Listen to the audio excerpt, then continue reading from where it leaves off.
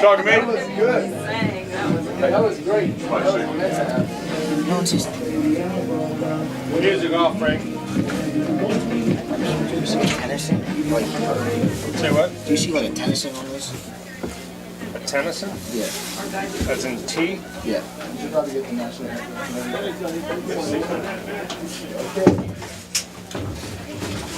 Oh, yeah, right at the top. Right back up. Oh, shoot.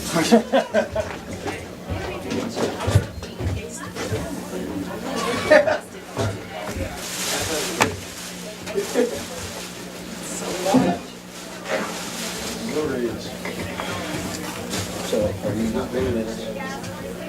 I thought the girls did it. Yeah, that's what I thought that big bus was.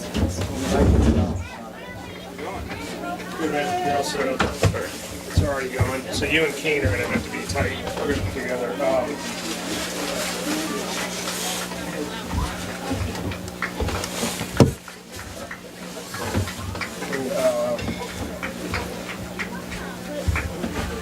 When you're done, yep. Can you back up a second? All the streaming stuff still goes in here. Right, you remember that? Are we bringing everything back, or are we just packing it up? No, you can just put it back, but put it away. Yeah, I gotta do that. Just pack it up. Camera goes in that bag. Gotcha. Everything else goes in this bag. Gotcha, and That's related to the camera. And do you want me to move all that stuff, pack it in there? Now, Keen will take care of tearing down the audio stuff. Yeah, they're not going to be. I don't know if they are or not.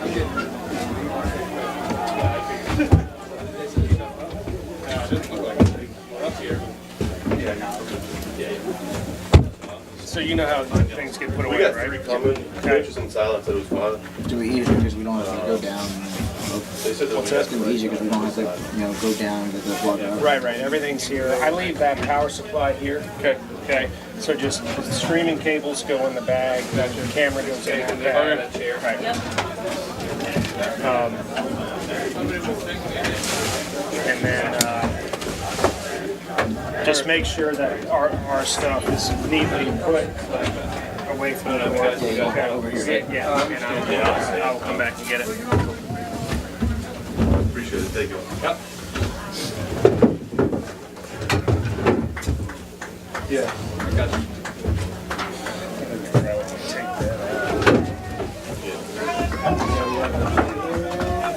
Erwin. Hello, Al.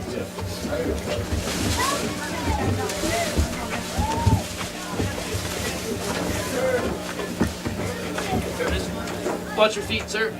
I got a piece of paper on you. Yeah.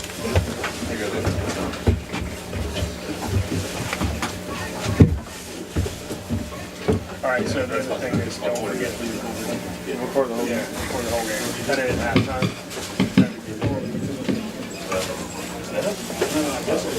Ladies and gentlemen, on behalf of Trip Darren, our headmaster, and Brian Puckett, our athletic director, it is my pleasure to welcome you here to the Blue Ridge School and the Barron Athletic Complex for today's Virginia Independent Schools Athletic Association contest between our Barons of the Blue Ridge School and the cadets of Benedictine from Richmond, Virginia.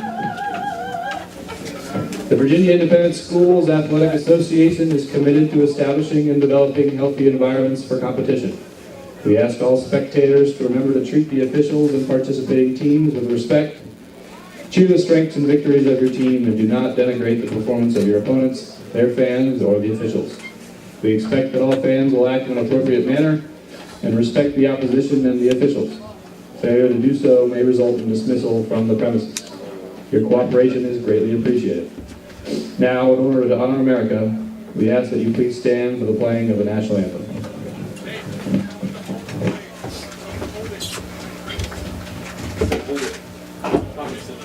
Wait. Go ahead.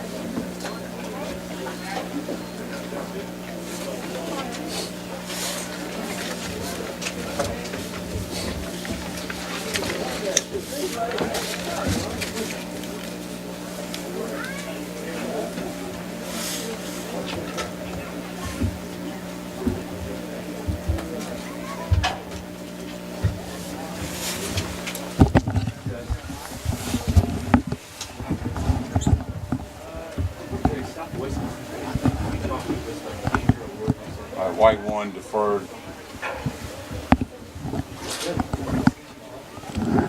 Blue will receive.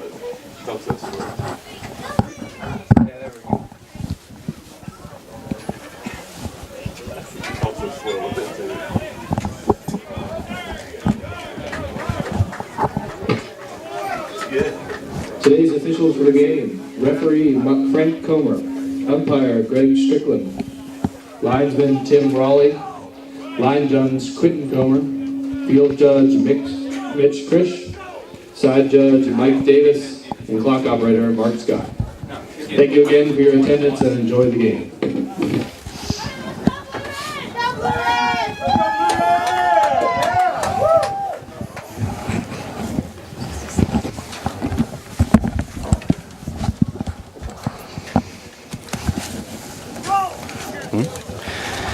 Good afternoon and welcome to the Barron Sports Network. I'm your special guest host, Parker Kerwin, alongside Keen Emmons McGill.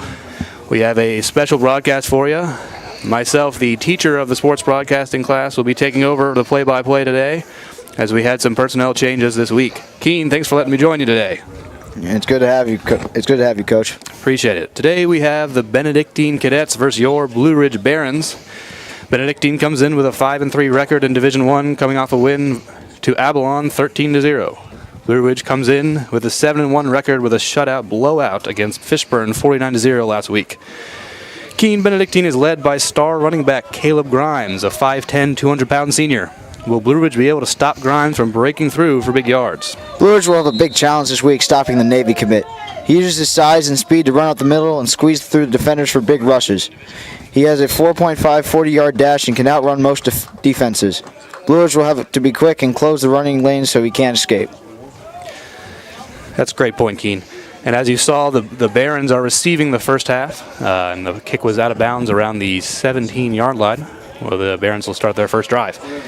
Keene, how do you think the offense of the Barons will get through this tough defense with so many Division I commits?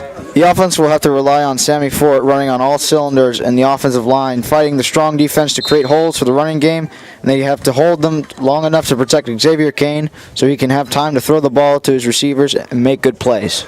Well, here we go, Keene. Xavier under center to start the game. We've got Sammy Fort in the backfield with Aiden Britton as the fullback. And he hands it off to Sammy Ford. He goes up the side to the right for a pickup of 3 yards to bring out 2nd and 7. It was a good first play by the Blue Ridge Barons as Sammy Fort runs up through the middle, gets a good 3 yards. Let's see what else they can do on this drive. Now, this should be a good test for the Barons today. They haven't played much competition the last few weeks. A couple of shutout wins. This should be a very good test with a physical and big Benedictine team, don't you think, Keene? Yep, this is a good D1 squad. Having a good year at 5-3. We'll see how Blue Ridge offense can handle this big defense. Blue Ridge back out in the I formation with Michael Asher out to and it looks like a false start. Yeah, that's gonna be a big play for Blue Ridge as they are now back 10 yards. Let's see if they can recover from that. You know, the Barons have had some trouble with penalties the last few weeks, but they haven't been a problem as the games haven't been very close. Yeah, it's lucky that they've played weak defenses, but this is going to be the first test, so this is their first mistake. Let's see how they will recover from this one. Barons back out. Let's see what they've got here on 2nd and long.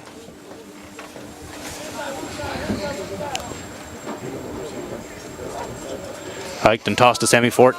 Runs through, breaks one tackle, and he's brought down by number 4, Christian Dunn. Looks for a pickup for a couple yards there to bring up 3rd and long. That was good initial blocking by the offensive lineman for Blue Ridge, creating the big hole for Sammy Fort. The linebackers were on key for Sammy Fort, and they made a good tackle. Yeah, that was a great tackle by Christian Dunn. I mean, just looking at here, Keen, can't you see the size of this Benedictine line? Yeah, they're definitely bigger than anything Blue Ridge has faced besides Flint Hill. So it's going to be big challenges. As you said, they've blown out the last 4 teams they faced. So here we go with Xavier Kane in the back with 5 receivers out wide. See if they can get this first down. Sammy Fort sent in motion, and it's hiked. Quick throw, and it's short. Xavier Helm was intended there, but a short throw doesn't even get to his hands. Yeah, that was a good pressure on Xavier Kane by Benedictine, creating pressure so that he had to get the ball out quick. Didn't get a good grip on the ball, and it was a short throw. Well, a disappointing first drive for the Barons. 3 and out with a penalty. So we have Isis Lewis out here to punt. And on receive, we have Jay Wolfook for the punt return. He is also their freshman quarterback. It's punted, received at the 31, takes it out to the right side. He looks out, looks to break it out to the right. He breaks 1 tackle, he's up to the 50, gets to the 40, and he is brought down at the 40. Yeah, there's a flag on the play, but Blue Ridge didn't get a good job wrapping him up, didn't get good chances for tackles, and he just ran right past him. They got to fix that if they want to be good on defense this drive. That's right, you saw the speed of Wolfook on that play. Let's see what this penalty is on. Yeah, Benedictine isn't only big, but they're also fast, and they're also physical. So Blue Ridge's defense will have a big challenge today. Looks like that play will be coming back. I think it was a block in the back on the Cadets. And now we get the first opportunity to look at this Cadet offense. They've got some good players. They're led by freshman quarterback Jay Wolfook, who you just saw on that punt return, as well as Navy commit running back Caleb Grimes, who has had a great season and is an explosive runner, as we mentioned in our pregame. Yeah, Blue Ridge has definitely keyed on Caleb Grimes. They're looking to close the gaps in the offensive line so he can't escape and create pressure in the pocket. They go 4 out wide, and Caleb Grimes looks like a screen pass, and it's blown up by Xavier Kane. He read that like a book. Yeah, that was, as you said, a beautiful read by Xavier Kane coming up on the screen pass and almost intercepting it. Well, that's what the defense needs and to get confidence and to play against this great Benedictine offense. You know, when they went out 4 wide, we looked a little confused on the line, but Xavier clearly was not confused on that play, was he, Keen? No, he wasn't. So that brings up 2nd and 10 for Benedictine. You know, they've had some explosive games when they run the zone read, but it looks like they're bringing out 4 again to the right. Let's see if they try another screen pass. And it's hiked to Wolfook. He fakes the pass. He runs up the middle, and he looks like he's going to get a good gain up to the 31. A nice gain of about 7 yards. That was a good fake pass by the quarterback. Didn't see anything. Then he ran up the middle, and he got a good gain. Yeah, that was a very good, quick decision. Kind of fooled the defense a bit and was able to squeeze his way for 7 yards. So that brings up 3rd and 3. Let's see what formation they bring out. It looks like they're going to be in the shotgun with Caleb Grimes in the backfield. 2 receivers out right, and a tight end on the left on the line. And it looks like a false start on the offensive line. Yeah, now Benedictine is making these mistakes. They're fueling the Blue Ridge's defense's confidence. Let's see if they can get the first down. Yeah, that's a critical penalty with a 3rd and short to bring it back to 3rd and 8 now. Much more difficult to pick up a first down. They'll most likely go with the pass, even though they have the powerful running back of Caleb Grimes. Now, this cadet team is filled with Division I commits. Number 11, who's been lining up at tight end, Chris Collins, is a University of North Carolina Chapel Hill commit. Let's see what they've got, see if they can feature him a little bit more in the offense. And it's hiked. Oh, they pick it off to Grimes, and it's Wolfook up the middle, and he's brought down at the 30. That's a good delay handoff by Benedictine, but Blue Ridge read it, didn't get a good gain on it, and it's still 4th down. About 4th and 4. Let's see what looks like the punt team is out here for Benedictine. And we'll have Sammy Fort back there. Let's see if he can make some more magic like he did last week against Fishburne. He brought one back to the house. That was a hell of a play last week, don't you think, Keen? Yes, it was. Definitely. He went backwards, and then he went out there outside, the cut back in the middle, and ran all the way for the touchdown. And we've got punter Kyle Miller for Benedictine. That's a pretty good high punt. And Sammy called for a fair catch. And it takes a friendly roll for the Cadets. And it'll be down at the 24-yard line. Great punt. Blue Ridge's defense really helped out Blue Ridge's offense as they went 3 and out, but then they stopped Benedict's offense. Let's see if Blue Ridge's offense can repay the defense for what they did. Yeah, so a couple 3 and outs. We haven't really got to see much from either offense. Hopefully the Barons can show something this drive. You know, we've got a key weekend here in high school football, the last weekend of the regular season. Barons are positioned well for the playoffs as the #1 in Division II. You know, we'll see how this game affects those rankings on Tuesday. Yeah, Blue Ridge, if they get the win, they'll definitely host the state playoffs throughout the playoffs, and this would be a big game going into the playoffs. That's right. 5 out wide for the Barons. Quick throw to George McGuire, and he drops it. A little bit overthrew him a little bit there. Yeah, Xavier Kane getting a little bit too excited, trying to get the screen pass off to George. A little high and didn't get a good grip on it, but luckily it wasn't behind, so it's not a fumble. That's right. George McGuire has been a good addition for the Barons, has great size and strength. Hopefully we can see him put that to the test here. Another 5 out wide here for the Barons. It's a hike the ball. Quick throw to Xavier Helm, and it's caught at the 30. Breaks a tackle, but he's pushed out of bounds at about the 31. Yeah, Go ahead, Keene. Benedictine rushing on the outside. Xavier Kane doesn't see him, but he gets the ball out anyways to Savion Helm. Out of bounds, man. Little good gain. It was a bit of a gain, but it's 3rd down. This brings up 3rd and 3. It was good to see a positive play for the Barons. Brings up 3rd and short. Again, an empty backfield. Let's see what they can do here.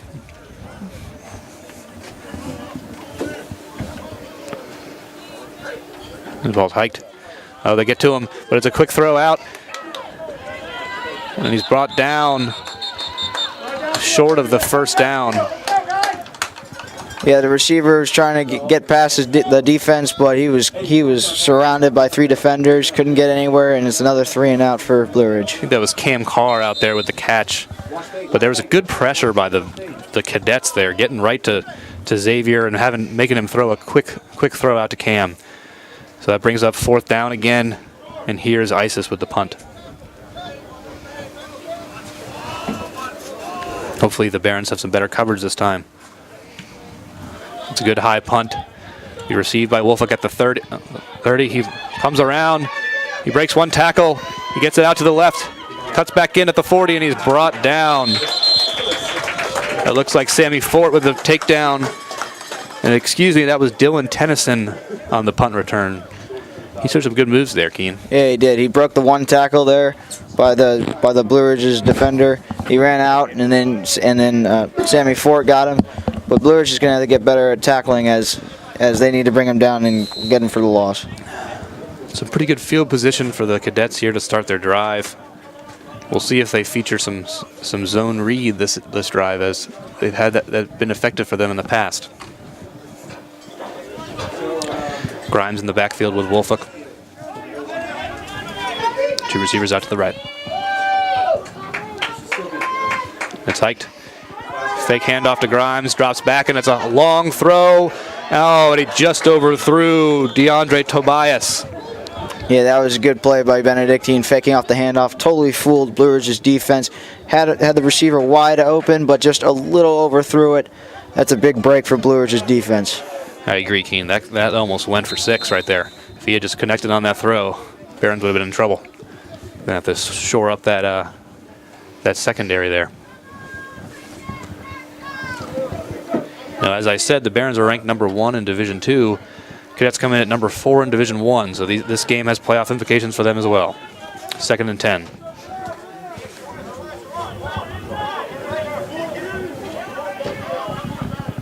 In the shotgun. It's hiked. And it's handed off to Grimes, and he comes up right up the middle, and he's breaking it out to the 40, to the 30. You got 1 man to beat, the 10, and it's a touchdown by Caleb Grimes. Benedictine's offensive line giving Grimes the hole, showing his speed out there. 4.5-yard 40 dash. He gets right out to the outside, all the way for a touchdown. What a good play by Benedictine. Wow, that was impressive right there. They created that hole, and he just blitzed right through it. And he had 1 man to beat, and he beat him. You really saw his speed on that play. Yep. Just an impressive young man he is, a Navy commit. he's a remarkable young man. Here's Kyle Miller for the extra point.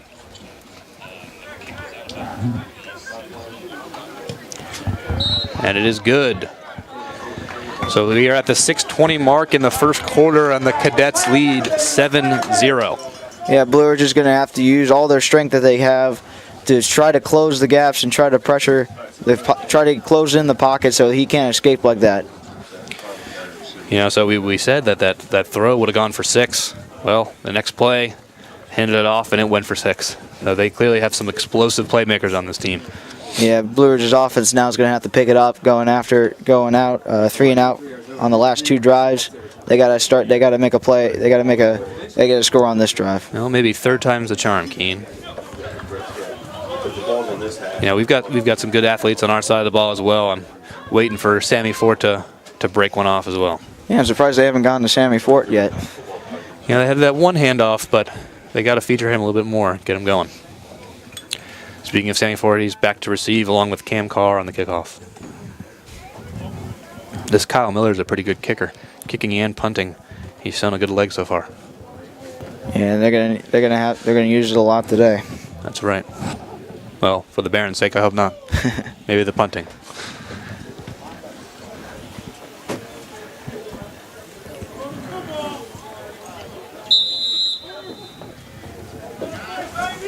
Here's the kick. A good, pretty solid kick. It's received by Cam Carr at the 10. And he's going to break it out to the right. He breaks one tackle with a stiff arm, but he is going to be pushed out of bounds at the 25. Nice little stiff arm there, Keen. Yeah, Cam showing his strength right there with the big stiff arm, and then breaking the other tackle on the outside. Didn't get much of a game, but he showed his athleticism right there. That's right. Gets the sideline a little hyped up. Hopefully that'll get him going a bit. Yeah, that's definitely what they need. They need big plays to get them going. They do indeed. So here come the Barons for their third drive, looking to get their first down of the game. Another player to watch here is Michael Asher out on the outside, number 3. His first year as a Baron, he has had some great games as a wide receiver. And it's hiked. Fake handoff to Sammy Ford. It's kicked out here to Cam Carr for a nice little short pass for about 6 yards. Yeah, right now Blue Ridge just needs to focus on getting first downs, not making big plays. They just need to get themselves going at first, and then the offense will start clicking. That's right, Keen. I think they should try and focus on controlling possession. We've seen some big plays by Benedictine. The more times we have the ball, that's going to be in our favor. Yeah, definitely. Also, if they hold the ball a little bit more, they'll tire out Benedict's team defense, and they'll hopefully make big plays off that. So handoff to Sammy Ford. He leaps over a man right at the line of scrimmage. Nice little leap there by Sammy. Picks up a few yards. That's going to bring up 3rd and short. Yeah, that was a good effort by Sammy Fort, but didn't go anywhere after that. So it's a 3rd and short. Let's hope they get it. But he did make something out of nothing there. That would have been a gain from nothing, but he got 3 yards out of it. So brings up a manageable 3rd down here. We can feed that.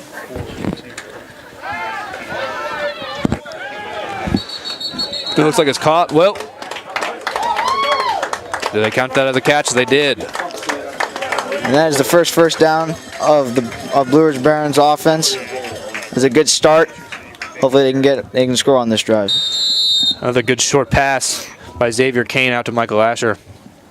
Let's see if the Barons can keep this drive going here. Yeah, as you said about Michael Asher, he had a big game against Hargrave Military. He went for 3 touchdowns in that game, so he's definitely a big explosive player and can get open for touchdowns. That's right, kid. I think he had 3 catches and 3 touchdowns. Pretty efficient. And he hands it off to Cam Carr, and he goes around, and it looks like he will be dropped for a loss. They tried the jet sweep with Cam there. We've seen that play before, but it looks like the Cadets were ready for that one. Yeah, they use the jet sweep with Cam Carr a lot as he is fast going out to the outside, but Benedict's team defense read that, stopped him for a short game. Another team who uses the jet sweep a lot is Wisconsin, as they use Jazz Peavy and Quintez Cephas and they get big yards on those plays. That's a great point, Keen. Wisconsin is a undefeated team in the country, number 9 in that first college football playoff poll. I'm sure we'll get some more time to talk about that later on. 2nd and long for the Barons. It looks like we've got a flag on the play. Another false start. Yeah. Go ahead, Keen. Yeah, that's just killing Blue Ridge's drive right now. They got their first down of the first offensive drive, and then now they're brought back 10 yards. That's gonna big loss that they have to overcome. I think it's only a 5-yard for a false start, but still a loss. You know, they've really got to clean up here, and if they want a chance here today against these athletic Benedictine cadets. 2nd and long here. Sammy Fort in the backfield. The ball's hiked. Some more pressure by the cadets, but Xavier avoids 1 tackle, he avoids 2. He's able to get something, pick up a yard or 2, and pushed out of bounds. Yeah, Xavier Kane shows his vision outside the pocket, seeing nobody downfield, then showing his speed as he goes to the outside, breaking a tackle, getting a good gain for a manageable 3rd down. Well, you saw 2 things on that play. On the Baron side, you saw Xavier's athleticism, but you know, we see the speed and the physicality of the cadet defensive unit there. Yeah, Benedictine is definitely breaking through Blue Ridge's offensive line. They're going to need to seal that up so they can protect the pocket. Here we go, 3rd and long for the Barons. It's hiked. Xavier out to the right. He's looking deep. He hits Cam Carr for a short pass, but that's not going to be enough for a 1st down. He's brought up down at the 44. Let's see what the Barons do here. Looks like they're going to punt again. Yeah, they're too far down in their territory. It's only the 1st quarter. They still have time, and they'll try to stop Benedictine's offense on this drive. That's right. Play that field position game. See if they can get the ball back in a good position for them as well. So Isis Lewis for his 3rd punt of the day. He's had 2 good ones so far. Another high one. Looks like Benedictine will call a fair catch, and it's out of bounds. See where they mark it here. At the 25-yard line. Yeah, it's good field position to start for Benedictine's drive after coming off a 2-play big run by Caleb Grimes. That's right. It was a very quick and efficient drive. So 7-0 here, Benedictine. About 3 minutes left in the 1st quarter. Let's see what the cadets do on their 3rd drive. 1 punt, 1 touchdown. Let's see what they have. Looks like they'll bring out 3 receivers. Grimes in the backfield with Wolfick. Spiked. Looks a fake handoff to Grimes, and Wolfick's taking it himself. Just blowing past people. He's going to 40 to the 30 to the 20, and he's going to take it all the way in. What a play by Wolfick. Offensive line supplying for the offense as he gets another as the quarterback gets another big hole, runs all the way, dodging defenders, and goes all the way for a touchdown. You know, we're seeing this zone read by the cadets, and the Barons are having some real trouble picking up whether he's handing that ball off to Grimes or he's keeping himself. There, it was tough. Yeah, they have two dangerous offensive players in the backfield, and they had to look out for both. It's hard doing that when they're both that good. So a 75-yard run by Wolfick. You know, these cadets are looking very sharp here in the 1st quarter. Miller with the kick. Another good point after. And Benedictine takes a 14-0 lead here with 3 minutes left in the 1st quarter. You know, we've seen about 4 drives here from the Barons. Keen, what do you think they have to do to get back in this game? Well, they need to get a running game going, as Sammy Ford is a very good weapon that they have in the backfield. They're going to need to open up some holes for him so he can run out for big yards. Also, Xavier Kane's got to calm down a little bit. I know that Benedictine is pressuring him, and they're always in the pocket, but he's got to calm down, get the ball down the field to get open receivers, and if they do that, they'll be in good shape. Yeah, hopefully the Baron offensive line can give Xavier some more time to make those plays we've seen him make all season. want to see him use his legs and be creative with the ball. But right now, he's not getting that time. Yeah, he's definitely capable of that. And if they get him, and if he's outside the pocket, he's going to make a big play. Unfortunately, this game so far reminds me of the Flint Hill game. Flint Hill broke off a lot of long plays, and they ended up winning that game 56-20. So hopefully the Barons are able to turn the corner here and make this a competitive game. Yeah, it's a big difference going from playing D2 teams to playing D1 teams, and right now it's showing. Absolutely. There's the kick. It's a shorter kick. It looks like it'll go out of bounds. The 15, there'll be a penalty. So we'll get some good field position for the Barons here. Yeah, now they're going to start off at the 40-yard line. That's going to be good field position. Hopefully they take that and do something with it. That's right, Keen. So, in Division 2, as we've talked about, the Barons are ranked number 1. Number 2, Covenant, finished their regular season last night with a big win over Randolph-Macon Academy, 57-20. That likely locks them into the number 2 seed, I would think. You know, the Barons have seen them before. What are your thoughts on that, Keen? Well, the last time that Blue Ridge faced Covenant, it was a big blowout at Blue Ridge, and most likely it would be at Blue Ridge again. All right, let's see how this game goes. It's a fake handoff to Sammy Ford, and we saw 3 cadets get through the line there, including number 11, Big Chris Collins. Xavier just had to get rid of it there. Yeah, offensive line is going to have to pull it together. They're going to have to put their feet in the ground and just hold them so they give Xavier Kane time in the pocket. So 2nd and 10 here for the Barons. As we were talking about, Covenant finished up their season, looks like number 2. What a turnaround they've had under first-year coach Seth Wilson. Yeah, definitely. We talked about Seth Wilson before, how he changed the culture there at Covenant after being assistant coach for 2 years. Definitely had a good, successful first year, and we'll see what he can do in the playoffs. Juan's in motion, but it looks like another penalty. False start again. 5-yard penalty, bringing up 2nd and long.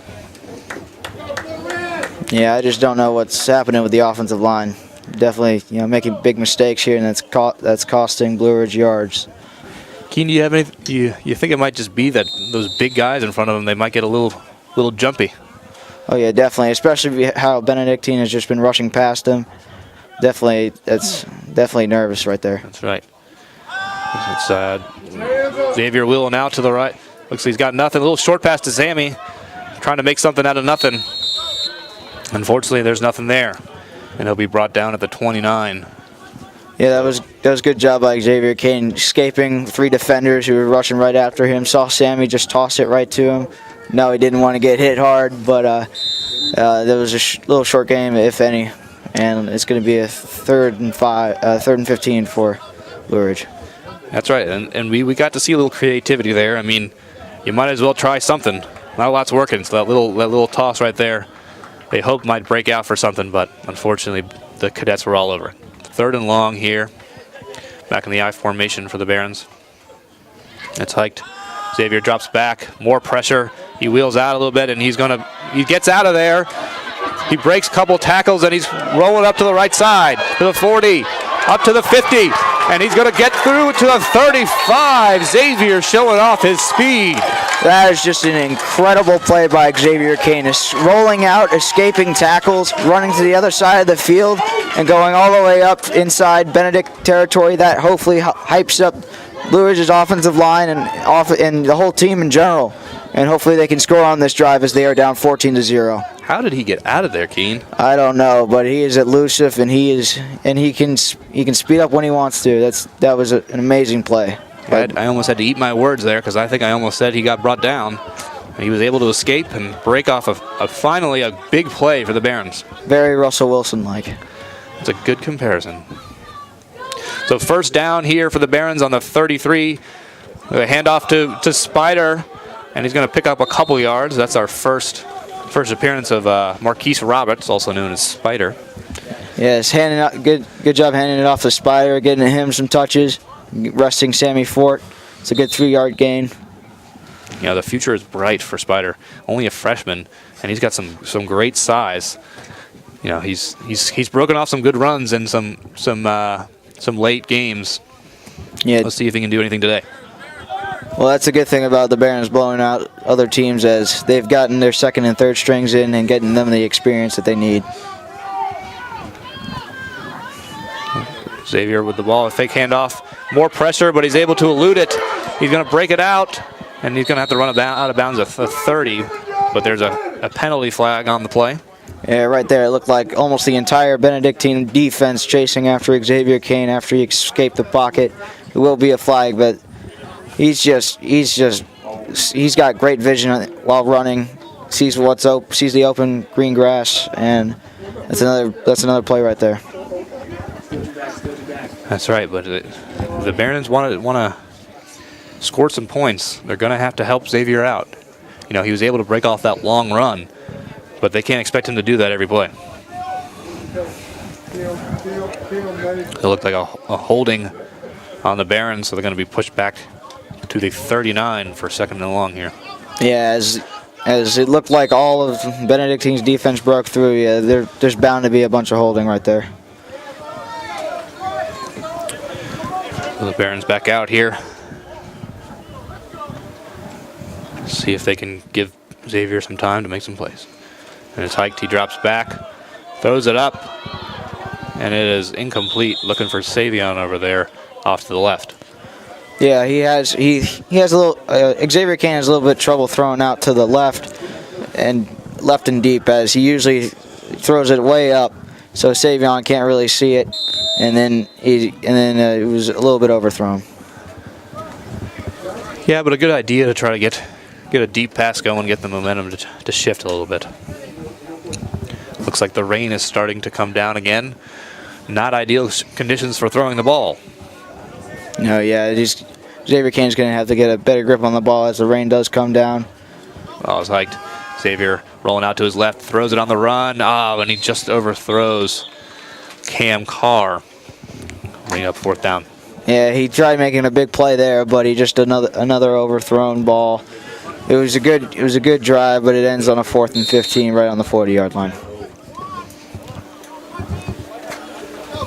And they're going to be out of field goal range for their kicker, Ryan Amer.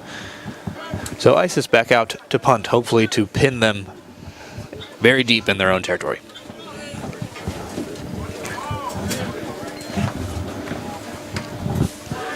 It looks like that's very good, very good. Look at that. What a great punt. It's going to be down at the 5-yard line.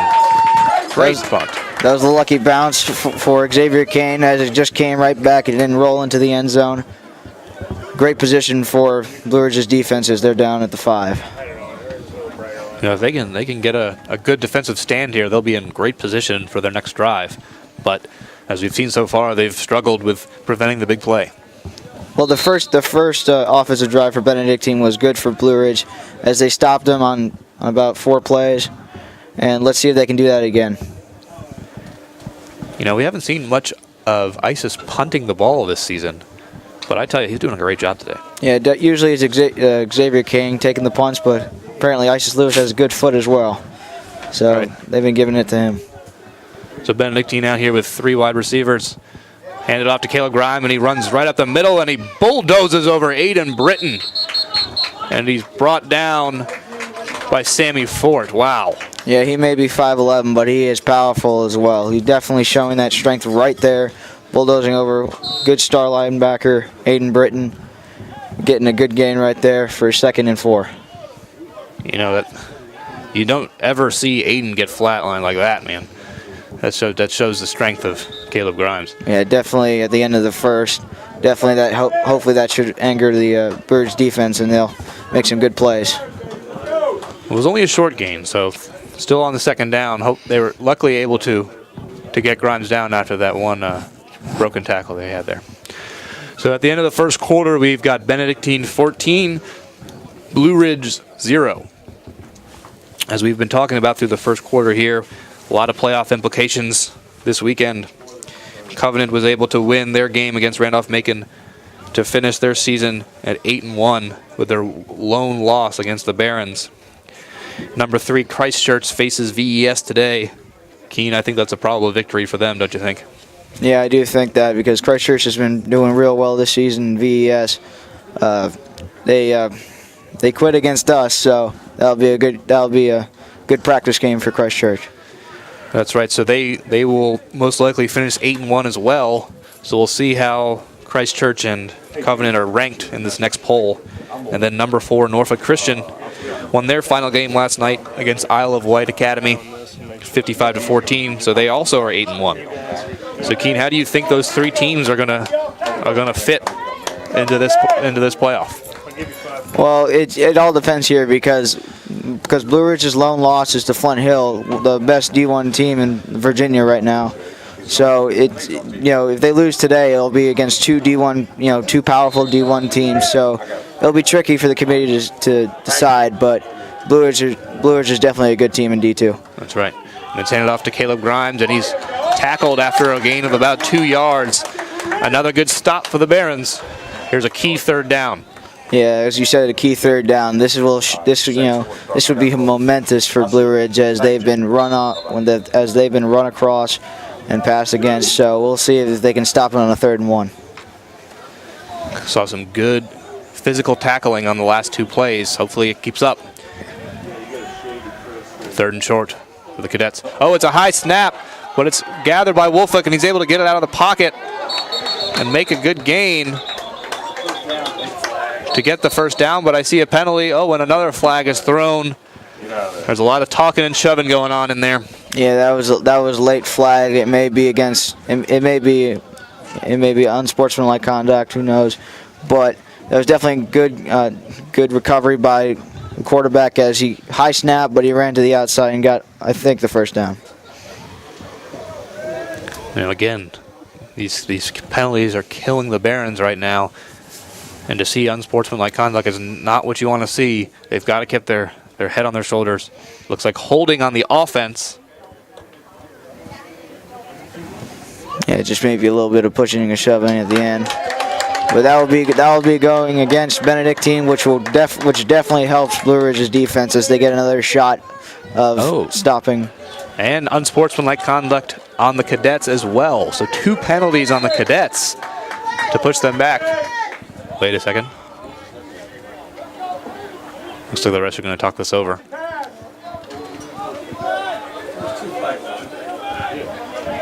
Well, Blue Ridge will hopefully get the chance to stop Benedictine on this gift of a penalty on a 3rd and long. Hopefully they can stop them.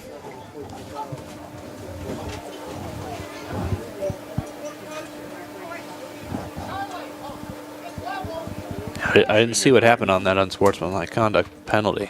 I saw Aiden involved, and when the flag went up, I thought it was on us, but looks like it's against the Cadets. Maybe not. They're pushing the ball up to the...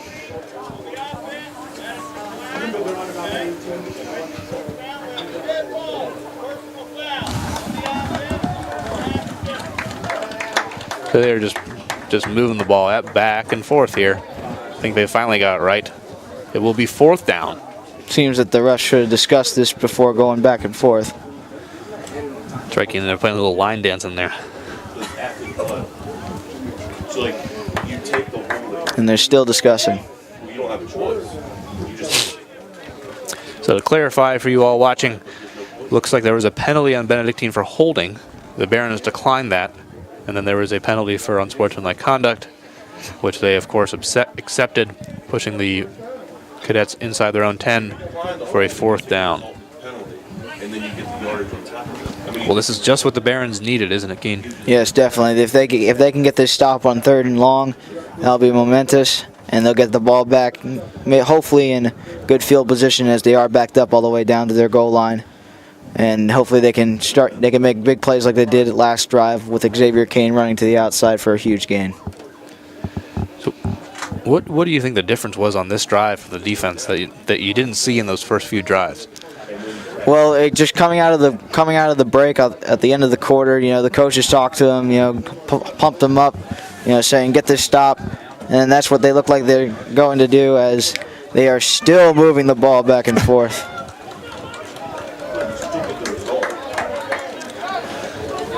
What is going on here? I don't know, Keen. Looks like they finally figured it out.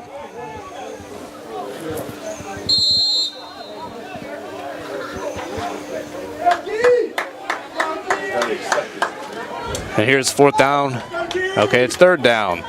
So the Cadets are going for it here on 3rd. It's another high snap. But Wolfik runs right past, untouched, and he's finally brought down at the 23 for a 1st down. Yeah, that's a huge blow for Blue Ridge's defense. The hole was wide open for the quarterback as he just runs right through and he gets the 1st down. So through all that confusion amongst the refs, unfortunately we got the downs wrong, but looks like it's 1st down for the Cadets.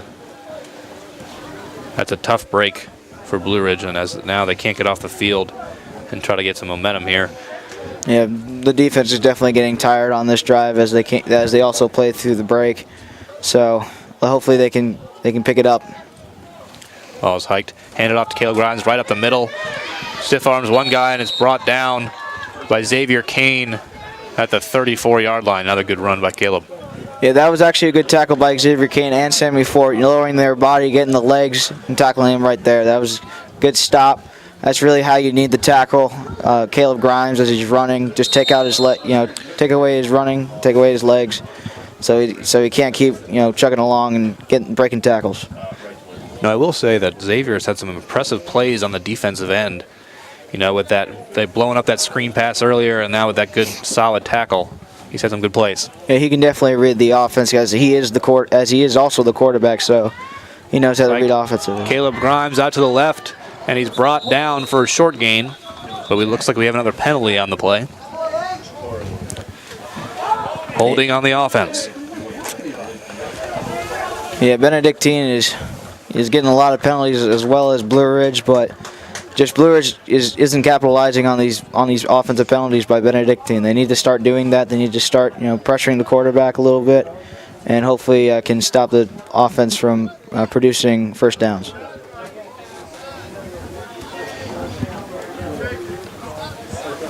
Let's see if the refs can figure this one out here. Tim Thomas is asking for the penalty. They will accept. Yeah, Tim Thomas on the sideline can definitely get a little hot, as if he sees something he doesn't like, he can definitely run out there and yell at the players or yell at the refs. That's right, he's a fiery coach. He's been doing it for a long time.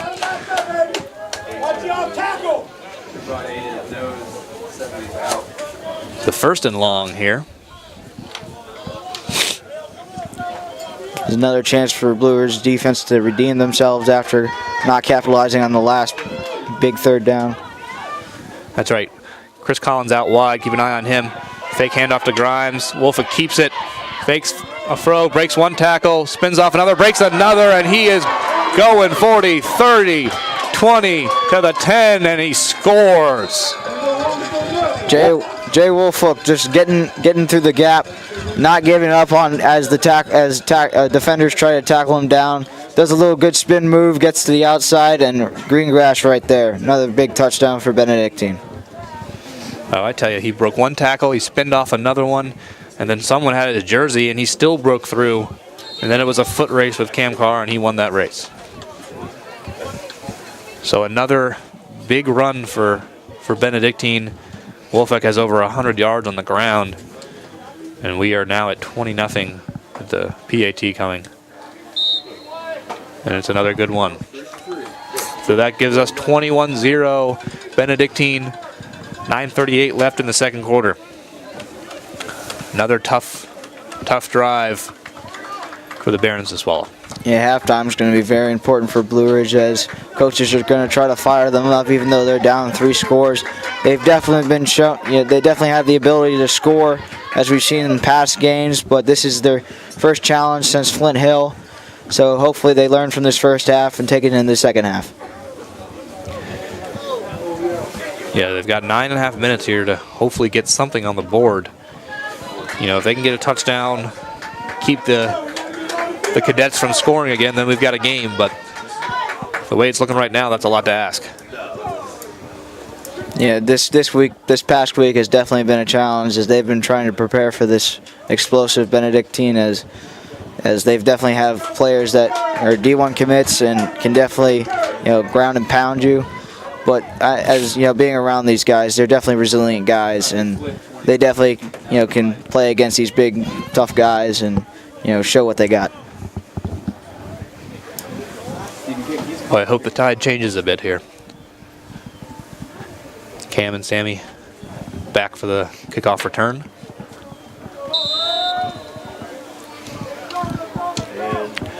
They're a high kick. It's a deep one. Sammy catches it on the 3. It looks like he's going to try to make something happen. Gets it off to the 15, makes a juke, and he's brought down at the 21. Looked like he was all alone on that one. Yeah, that was good recovery as he went back into the end zone, but took it out for 20 yards, and put him at the 20-yard line. Almost juked out the defender right there, but didn't get him quite. So he's at the 20-yard line to start. Here come the Barons for another drive, starting out on their 22. Let's see if they can rally around each other and make something happen.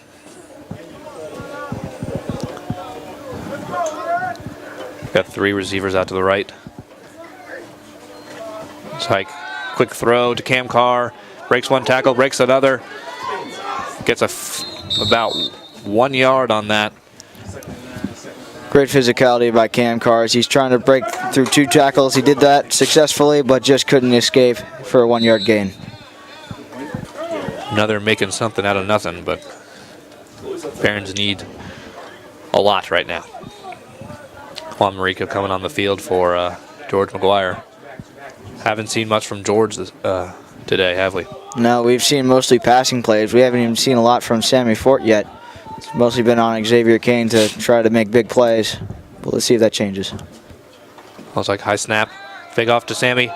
Xavier breaks it out to the left, and he's get to the 30. He's at the 40, and he's pushed out at the 46. A great breakout run there for Xavier. Just couldn't escape the last defender. He was almost out there. He faked the entire defense out, ran to the left side, almost running all the way, but just caught out of bounds.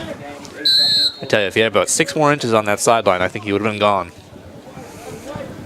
Definitely would have been a possibility. What did you see on that play that he was able to get outside and get some good yards there? Well, the offensive line did their job. They created a big hole for him. He just used his speed to explode out to the right side, left side, and almost got out. Shotgun formation. Fake handoff again to Sammy. Xavier keeps it. It is brought down at the line of scrimmage for no gain. Yeah, Blue Ridge is trying to use Xavier Kane to be their big play producer, even though they have Sammy Fort and all their good receivers like Michael Asher and Cam Carr out to the wide outs.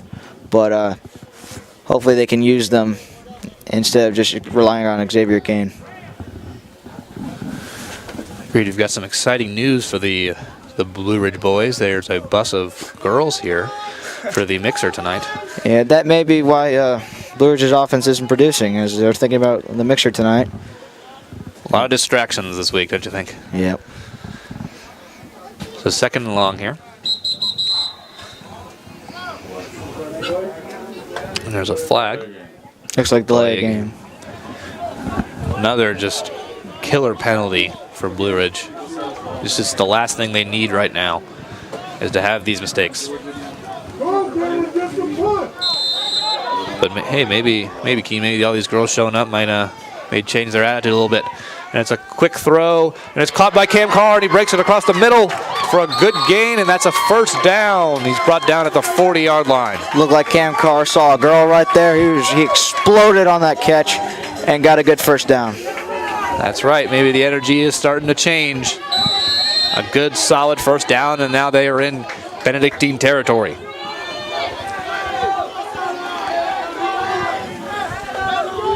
In the shotgun, hiked. Xavier's looking, steps up in the pocket. Short throw to Cam, but he drops it. Yeah, it was a little bit of a low throw, little behind the pass as well, as Cam couldn't get his hands on it. That would have been another good play for Blue Ridge, but they just need to keep doing what they're doing right now, is they're making plays, and then it will be a 2nd and 10. Timeout, Blue Ridge. It looks like we got a timeout for Blue Ridge here. I think Xavier Might have had a chance to run that ball once he stepped up in the pocket, but he looked for the throw. Unfortunately, it wasn't a good connection. So 2nd and 10. Barons take a timeout. As we've seen so far, the two teams we've played in Division I, Flint Hill was an extremely tough, athletic team, athletes all over the field, and we lost that game 56-20. We're here in the second quarter down 21-0 against another athletic, physical team in Benedictine.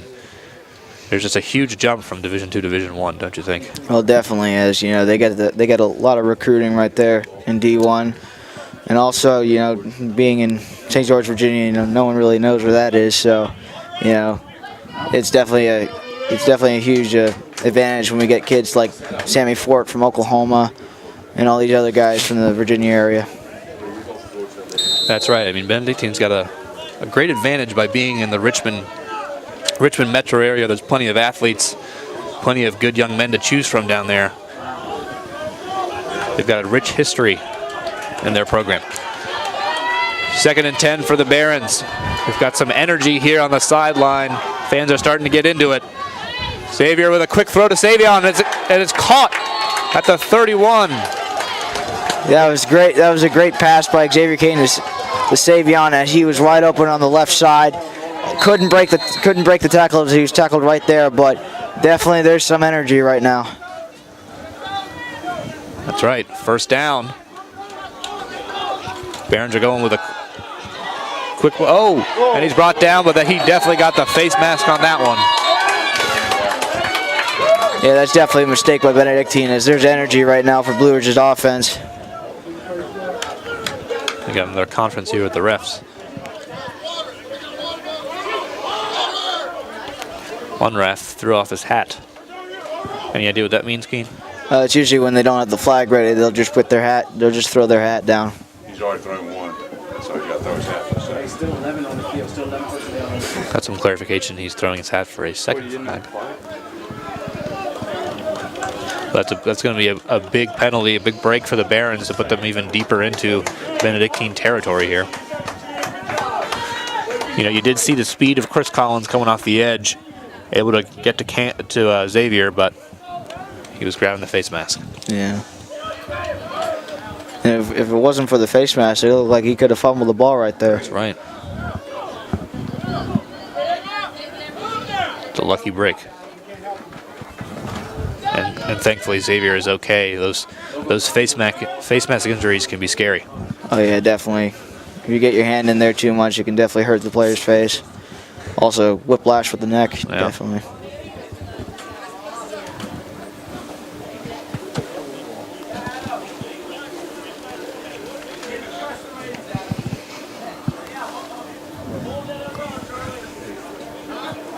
Yeah, Blue Ridge is trying to take their time.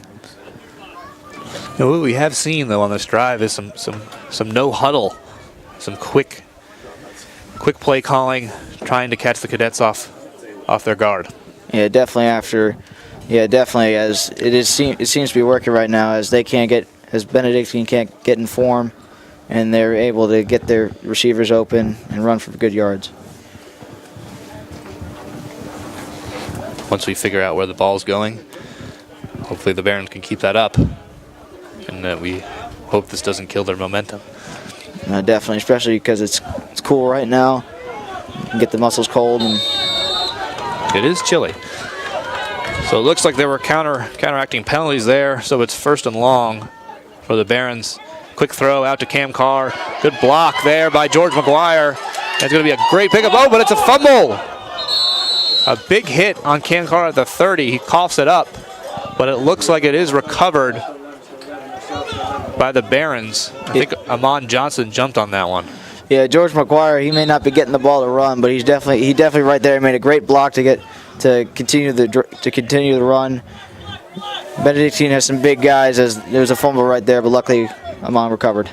Another quick play, quick throw out to Sammy Fort, makes a move, and he's tackled at the 25.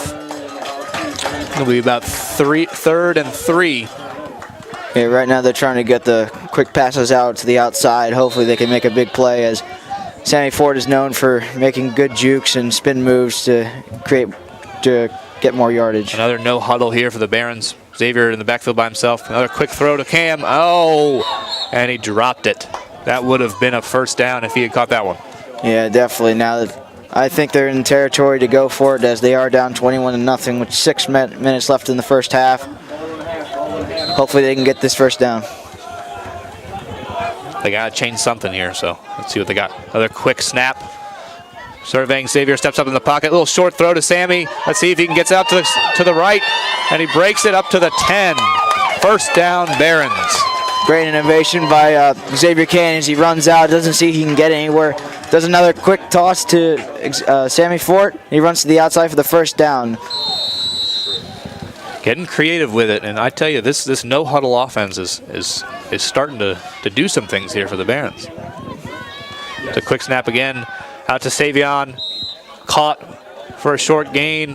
Inbounds, out of bounds, incomplete. Somebody give me a signal. Second and about 4 or 5. It will be a good about second down and 5. Hopefully they got 2 more downs. Let's hopefully they can punch it in right here.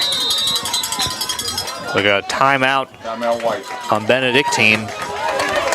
Yeah, they definitely, Blue Ridge has definitely been making good plays against him on this no huddle offense. They want to take the timeout, try to cool them off, and get there and try to pressure the pocket. That's right, Coach Lilly taking that timeout, hopefully to get his players back on the same page so they can try and get a goal line stand here.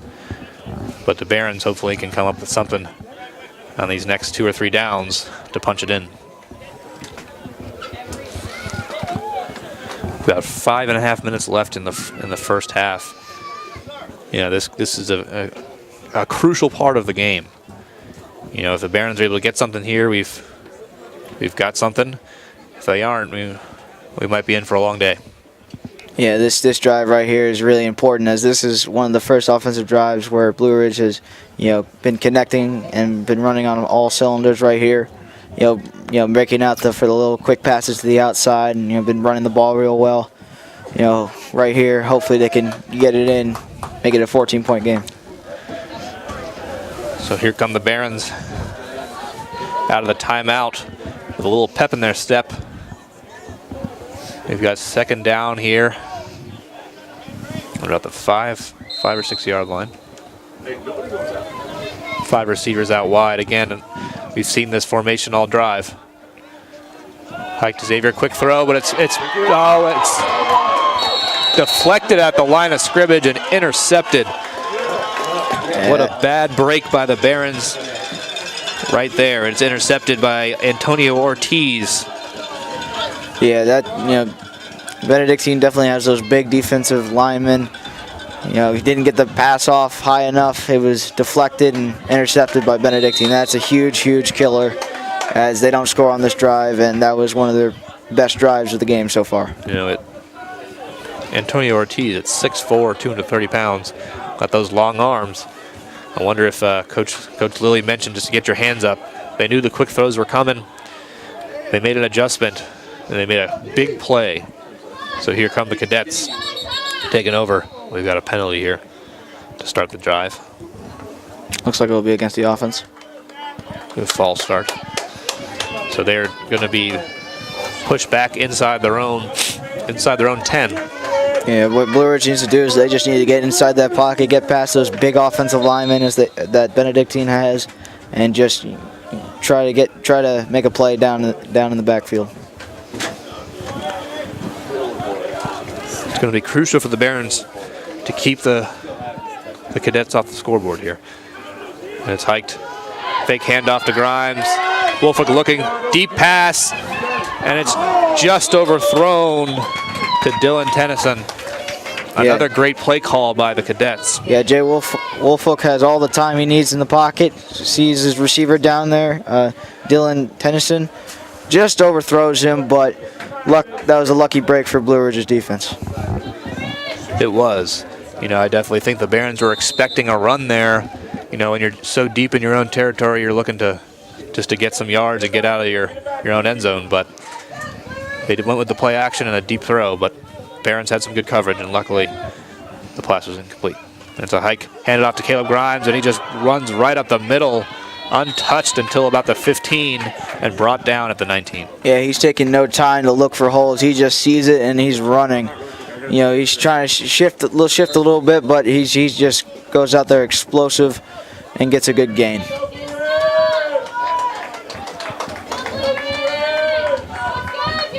We got third down here. Crucial down for the Barons. Yeah, they're gonna have to keep using these offensive penalties to their advantage, which they haven't yet. It's hike to Wolfuck. He looks back. Good protection. Rolls out to his right. And he's got Chitty, but he's pushed out of bounds. It looks like they've got the first down. Showing his speed to the outside. He's definitely explosive. Chitty Tempo can't get his hands on him, and he'll get the first down.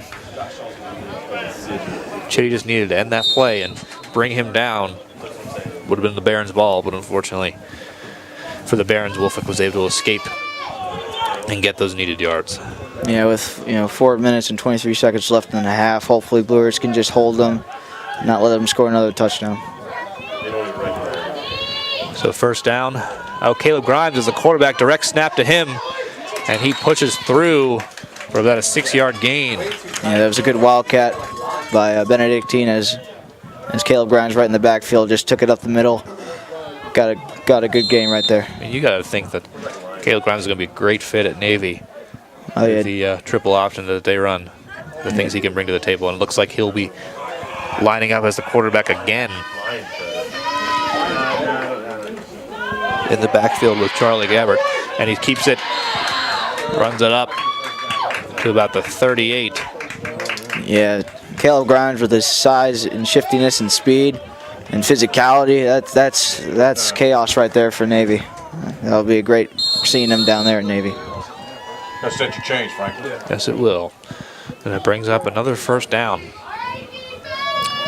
And Benedictine, if they keep control of this, they might be able to score right at the end of the half. They definitely have time, but hopefully Blue Ridge's defense can hold on and, punch for punch right here. I hope so. So Wolfuck is back out as the quarterback in the pistol formation with Caleb behind him. Hikes it.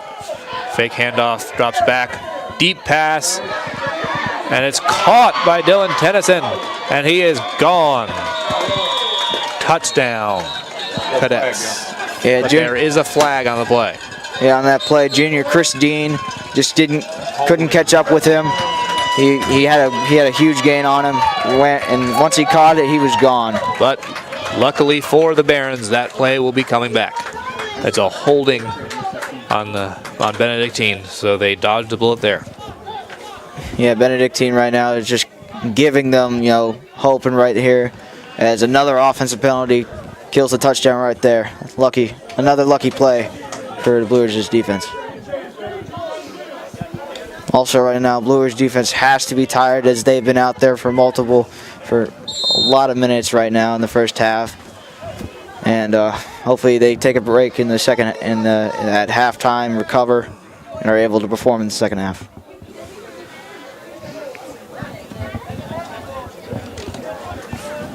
Our cameraman, Alex Dillard, decided to take a chili break. So he's got me running the camera while I'm also giving play-by-play. I apologize for any mistakes on that. It's like it's a keeper by Wolfuck, and he's able to break through. He's brought down by Sammy Fort, but a good gain. Yeah, another key thing to that play was Caleb Grimes' huge block as he shoved down Blue Ridge's defender and got the quarterback wide open for a good run, showing his strength right there. Alex Dillard is returning to the camera. Reverend West has some complimentary chili for the crowd today. Definitely would feel good right now on a chilly day. Keene will go get some at halftime, I'm sure. Second and down. Snap. Fake handoff to Grimes. Keeps it to Wolfuck, and he is just running right through the defense. And he'll pick up a first down. Looked a little bit right there like they had some confusion on the handoff. It looked like Caleb Grimes wanted to keep it, but also the quarterback wanted to keep it. Quarterback ended up keeping it, and for a good gain for a first down. Another first down as they're just eating this clock up. 2 minutes left in the half here. Barron's got to keep them out of the end zone. Wolfick and Grimes in the backfield. It's hiked, handed off to Grimes, right up the middle. Good job by the Barons to contain him for a short gain. Yeah, Caleb Grimes trying to gain more yards right there, but then Blue Ridge's defense combines together and just pushes him back. Get out of there. It's a good play. Hopefully they can keep him contained a little bit more. It's another flag on the play. Looks like there was another unsportsmanlike conduct in there. It's on Benedictine. So Benedictine having their own issues with a couple penalties. Haven't come back to bite them yet, but it does push their drive further back here. And it's a timeout by Benedictine. Yeah, Benedictine is getting hot right now. They're getting, Blue Ridge defense probably talking trash to them, but they're getting hot right now, and that's working towards Blue Ridge. Hopefully they can take advantage of that, as they haven't yet, and use it to their advantage. That's all right. No. Smell good? I'm going to go find a concession stand. So 1:47 left here in the half. I can't leave right now. Coach Greg Lilly takes a timeout to try and come up with something to see if they can score before the end of this half. Got a gloomy day here in St. George, and it's been a gloomy day on the field for the Barons as well. I think I've had it. Hopefully something changes here in the second half. Yeah, earlier in the quarter they had a great offensive drive, but ended in a pick as Xavier Kane had a quick pass but deflected and intercepted. Hopefully at halftime they can discuss, keep doing the no huddle offense as it worked that one drive, and hopefully can produce in the second half. I agree. I hope they keep up that quick play calling, keep the cadets thinking on their feet. Second and long here. 4 receivers out for the cadets. Handed off to Caleb Grimes right up the middle, and he's stopped by Aiden Britton. A good, strong tackle. Britton was mad the last time. Caleb Grimes just ran right all over him, pounded him. But now he's getting back at him as he's getting physical with Caleb Grimes, taking him down. That's right. Quick no huddle for the cadets, looking for a quick snap. Snapped it. Wolfick drops back. He's looking, comes out to his left, still looking, and he's going to throw it downfield. Cam Carr with a good deflection. And that brings up 4th down. There's the pressure right there as the quarterback needs to run outside in the pocket. He tries to throw it downfield, though Cam Carr is right there all over the receiver. Almost picked it off with a one-hand grab, but that was a good play by Blue Ridge's defense. So the Barons will get the ball back here. Actually, yes, they will be punting it. So about a little bit more over a minute left in the first half here. Let's see if the Barons can get some good field position via Sammy Fort and try to get something here before the half ends.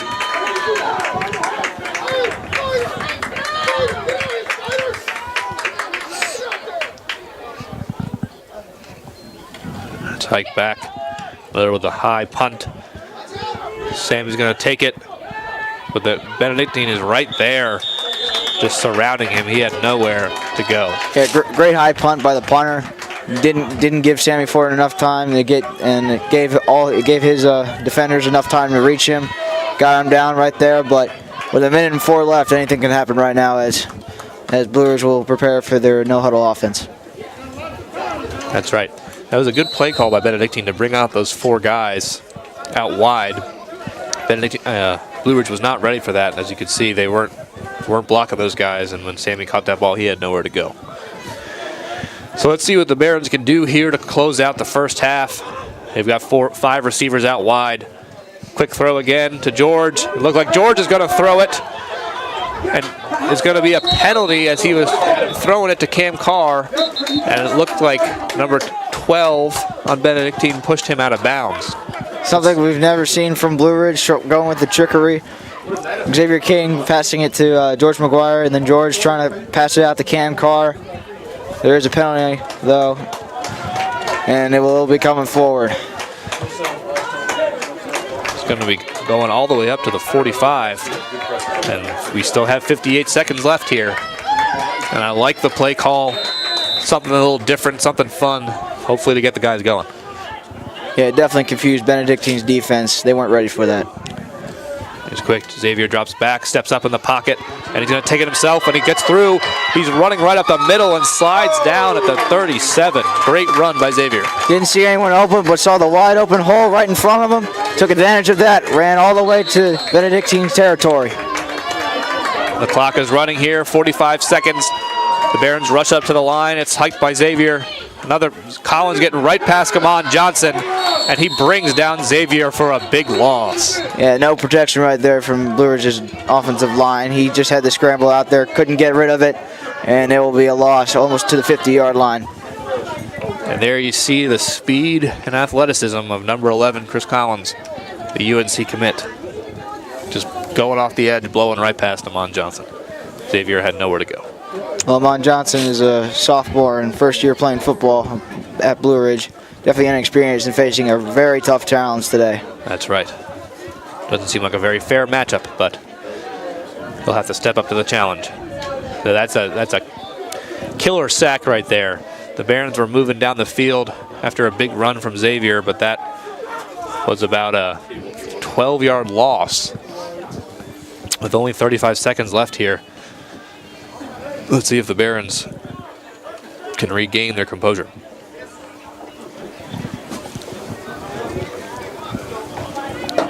Yeah, they'll be going back to what they've done in this drive. Quick plays, a little bit of trickery. Hopefully they can get into the end zone with 35 seconds left. Empty backfield, 5 receivers. Xavier looks, he's looking, goes out to his right, still looking, throws, and it's going to be almost picked off by Benedictine there. Yeah, that was an awful decision by Xavier Kane. He's running to the outside. He's trying to make a play. No one's open, and he almost threw a pick to Benedictine's defense. He caught it out of bounds, but that would have been a pick if it was in. A lucky break there. Another pick. He might have had some room to run. So we have 3rd and long with 26 seconds left. Let's see what we got.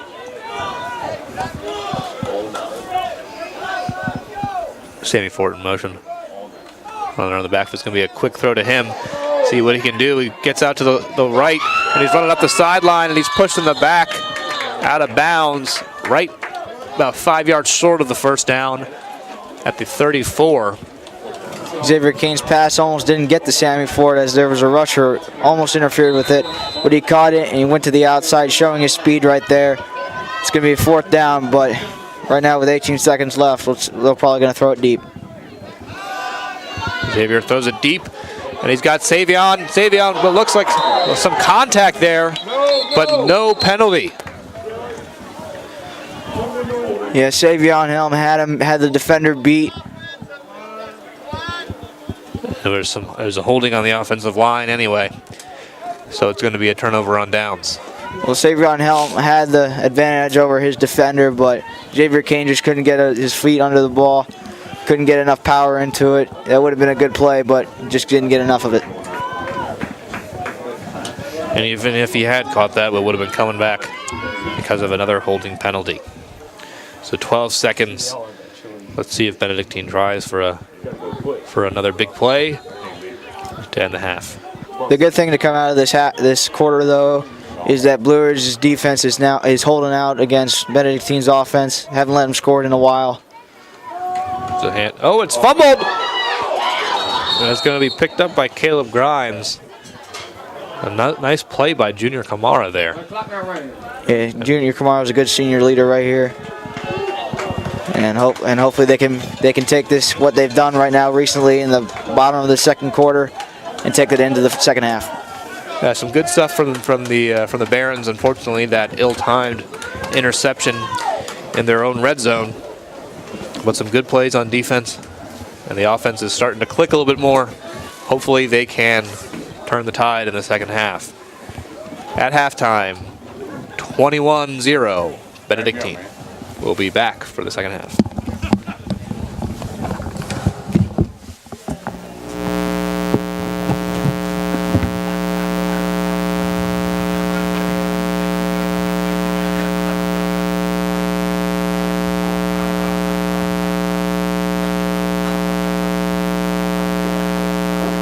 Let it roll.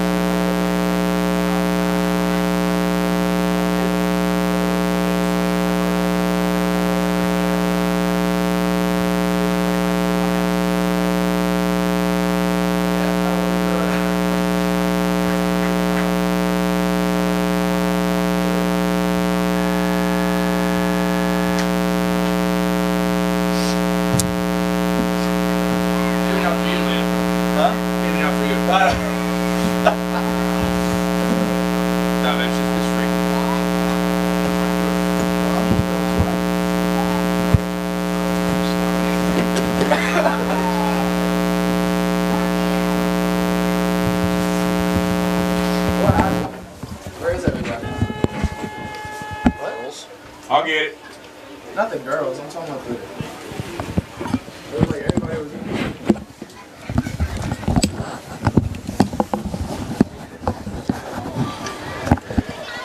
Welcome back to BSN here. Getting ready for the second half. Seems like the crowd has kind of dwindled a bit. Well, as you said before, the buses rolled in, so the girls are here. So every Blue Ridge boy is probably trying to get with one right now. That's right. They might be a little occupied with talking to the girls as opposed to watching this game. Hopefully their classmates on the field can change that. Yeah, definitely. Hopefully, with a 3-touchdown deficit, hopefully they can get it rolling right now, as they do receive the ball, as they did defer in the first half, and hopefully can take what they were doing from the bottom half of the second quarter, and execute it here in the second half. Well, actually, we are kicking off. The cadets deferred in the first half, and we received the first half kickoff. So we'll have to get it started on the defensive end. Looks like we'll have to get the refs all situated here.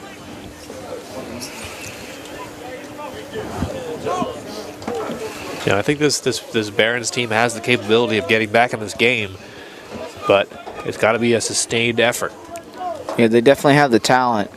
You know, they should have to bring it all together and execute on defense and make bigger and continue to do what they have been doing for in the second quarter on offense. And I'm sure they'll be set to compete in this game. That's right. So we looked at the picture for Division II. On the Division I side, Flint Hill is undefeated and looking to keep the #1 seed. You've got #2 Collegiate and #3 St. Chris playing a rivalry game today, which will have playoff implications. Benedictine is at #4 in the poll. A win here might keep them there. They might even put them up above St. Chris or Collegiate, depending on the result there. So a win would be huge for them, because if they were to lose this game, I'm not sure they're guaranteed to get in. Yeah, definitely. D1, the top 4 D1 schools are definitely very, very powerful and very good teams. Benedictine right here, if they do win, that would definitely help them, in case of staying in the playoffs or, advancing up in the ranking.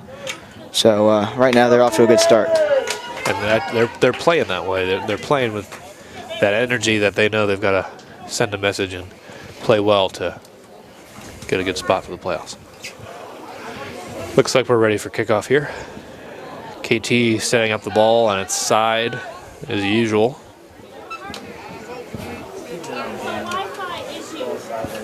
Yeah. Yeah, he definitely likes the squib kick. It's Peterson.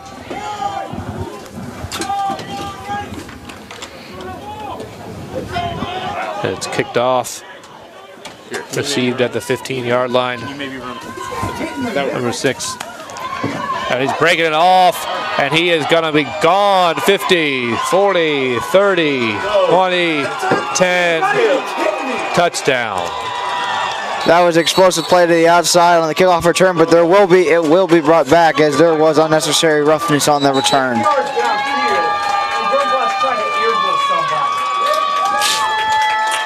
She looks like a holding, but well, another lucky break for the Barons.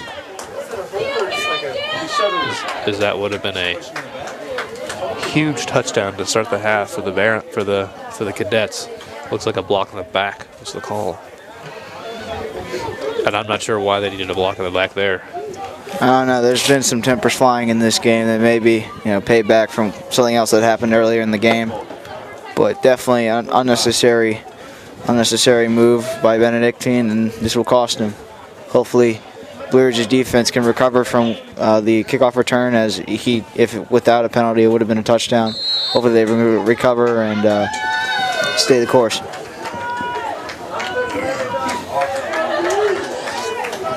The Benedictine will start their drive at the 30-yard line. Big halves for both Wolfick and Grimes. Let's see if they keep it up with a lot more yards on the ground. Hiked, handed off to Grimes, and he runs right through the middle to the 40, up to across, up across the 50, up to about the 43-yard line. Yeah, that was a good handoff. That was a good option by Woolfolk as he gave it off to Grimes with the open hole, ran out to the right side and got huge gain, and it'll be another first down and 10.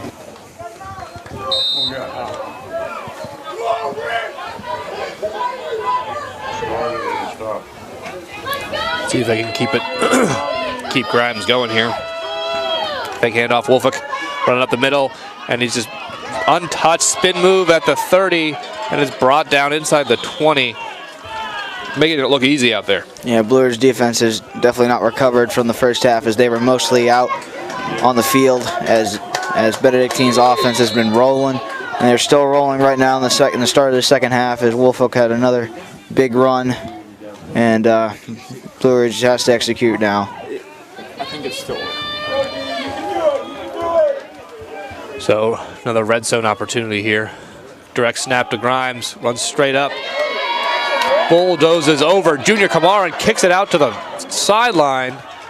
Wow. That is huge strength shown by Caleb Grimes as he was hit pretty hard but still not knocked down. He went out to the outside.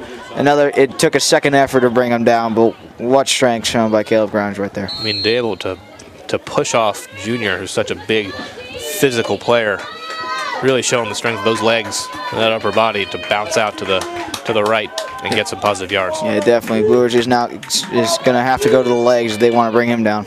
Direct snap again to Grimes, running up straight up the middle. He's going to be brought down short of the end zone, but we do have a penalty flag. Yeah, Grimes' upper body strength is incredible, and they're going to need to go down to his legs because they can't tackle him from the body. They need to go down to the legs and, stop him from moving. Looks like a penalty on Benedictine, which will bring them back. Holding. Seen a lot of holding penalties today. Yeah, definitely. Both offenses are both offensive lines are, making mistakes here and are costing their offensives. It's just that Benedictine right now is exploding right now, and they are making big plays for touchdowns.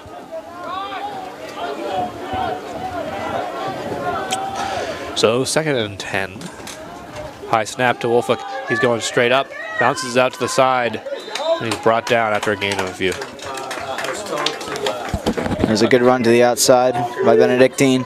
It's going to be a third down. It's going to be a third down and 6. Hopefully Blue Ridge's defense can hold them. Looks like we have a penalty flag thrown. I think it's working. What shows it's working there, right? Hand there, so it works on this screen. Equipment infraction, so. I can check. What happened? You can get a penalty for an equipment infraction? So another penalty on the play. Are you kidding? I'm not sure what the call was there. It sounded like an equipment infraction or something. Guess there's something on one of the players that refs didn't like. But interesting. Don't see that every day. Blue Ridge's crowd is going, shouting defense. See, they can use that motivation right there. Stop them on third down. Third down. Fake handoff to Grimes. Looking high pass to Ortiz, but it's overthrown, and that brings up 4th down.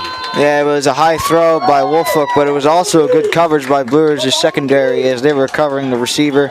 He just overthrew it a little bit as the receiver tried to jump up and get it, and it will be a 4th down. I guess when you've got a 6'4" receiver, you're going to throw it up a little bit. Just a hair too high that time. Yeah, lucky for Blue Ridge, but they did cover him well. They did.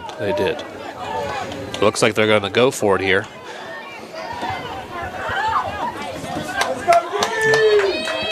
They're only up by 3 scores. I think they think that Blue Ridge can come back in this game.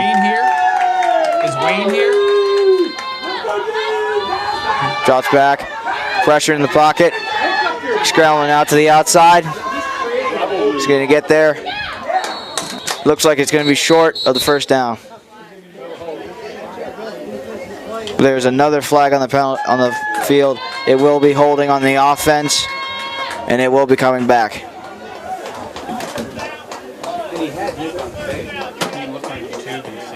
It's not working. I'm emailing them right now. It looks like Blue Ridge will accept the penalty. Where is he? I'm just going to email him and ask him how to fix it. There's Peterson right there. Go get him.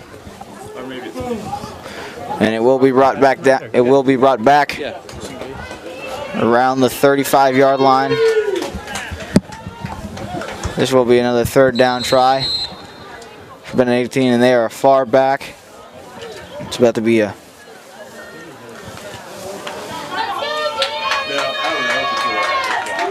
Still going for it here. Yep. It'll be 4th and long. Crowd is going right now. Good chance for the Barons. Pressure. He's going to throw it out. And it's caught. But it is short, and it will be a turnover on downs. And we got another penalty.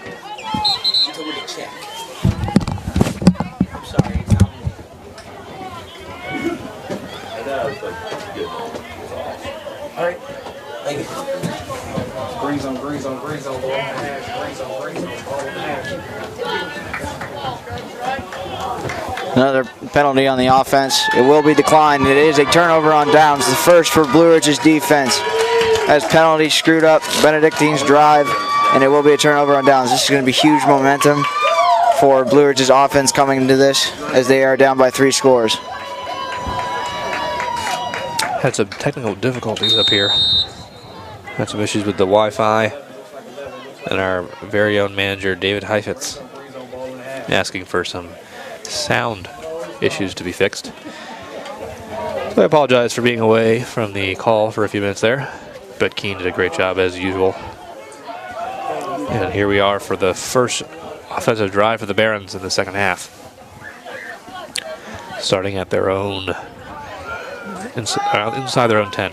Quick throw out to Cam Carr, makes a move out to the, spins off of him, and he breaks through, and he's pushed out just short of the 30. Great elusiveness right there by Cam. That is the kind of play right after a turnover on downs that Blue Ridge needed. They needed a good play by one of the receivers, Cam Carr, as he makes 2 moves to get out and gain more yards, and it is a first down. Great first play for Blue Ridge in the second half. Here we go with Aiden Britton in the backfield. Isis Lewis coming out at wide receiver. Haven't seen much of him on the offense yet today. We a quick throw to Jordan Wire, and it's caught, and he's taken down for a first down at the 41. Things are starting to click here. Here's your boy George McGuire out here doing a slant route. Got the ball. Tried to extend the play a little bit more, but another first down. See if they can keep it going. Got some good quick throws for some good yardage here.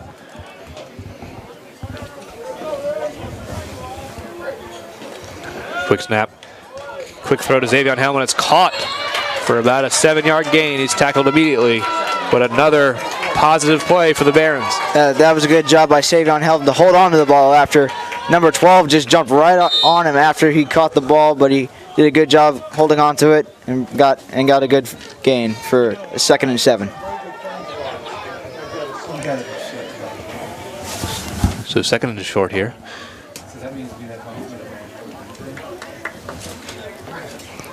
And snapped straight up the middle for Xavier. Gets it right to the first down marker. Let's see where they put the ball.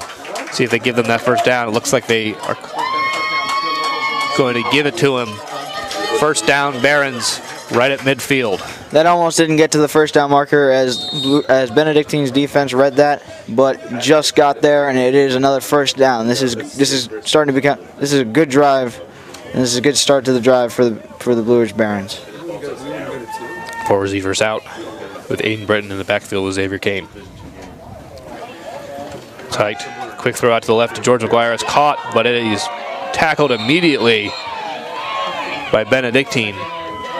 Yeah, that wasn't a good throw by Xavier Kane, as George McGuire had to catch the ball and try to maintain it, but as that as well as the screen, Benedictine was right on it, tackled him for a loss. It will be 2nd and 13. It's tough to make those throws to George out there without any blocking. He doesn't have that foot speed to really make his way out, Yeah, he's a big guy, but he isn't a fast guy, so if he had a chance. It's a throw, looking for him, but he's going to be taken down. Xavier Kane taken down for another loss. Yeah, the offensive line didn't do a good job blocking right here. The pressure was all over, and Xavier Kane couldn't escape. There's DeAndre Tobias with the tackle for the sack, and we are at 3rd and a mile. Yeah, for Blue Ridge right now, it definitely feels like that. After three instant first downs, now they're 3rd and a long way. Is it working? Peterson said he thinks Xavier Kane drops back. He's looking for a receiver. He'll run, and he is instantly brought down. That's another huge loss for Blue Ridges. It is 4th and very long. They're going to have to punt and try to get good field position for their defense. the wireless is being swamped. So a lot of pressure on Xavier in those last few downs. Just pushing them further and further back. Just not what you want, and we are already halfway through the 3rd quarter here. There's a punt from Isis. It's a lower punt. Lets it bounce. Tennyson lets it bounce, picks it up at the 25. Juan tries, but he misses the tackle, but he is blown up. Yeah, that was a great punt. As it rolled, as they didn't take it right away, it rolled all the way down to the 20-yard line. Pressure was there as Juan just missed the tackle, but backup came up, and it was down at the 21-yard line. But there's a flag on the play. Looks like it's going to be against Benedictine.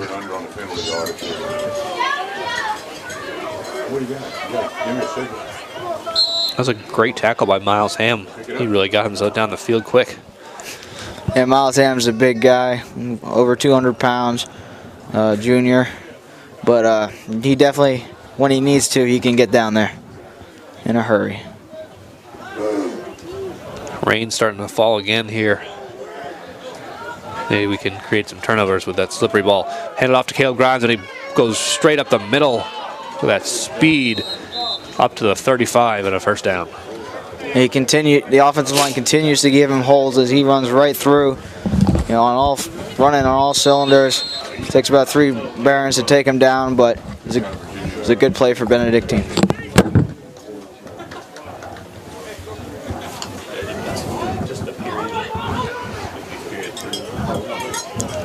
Benedictine lining up. It is snapped, handed off to Caleb Grimes. He is right to the left side. And another good 8-yard gain for Benedictine as Caleb Grimes just speeds right out there. And it's going to be a 2nd and short, 2nd and 3 for Benedictine. We've talked a lot about Caleb Grimes, but we have not mentioned the fantastic job the offensive line for Benedictine has done today. I thought I did a good job crediting him, but they still deserve more, as they have definitely created those holes for Caleb Grimes and for their quarterback to run through. Well, I know you love offensive lines because you're a Wisconsin guy, so I wanted to give them the credit as well. Timeout prior to the flag. So there's a timeout Benedictine prior to that flag. They'll have 2nd and short out of the timeout.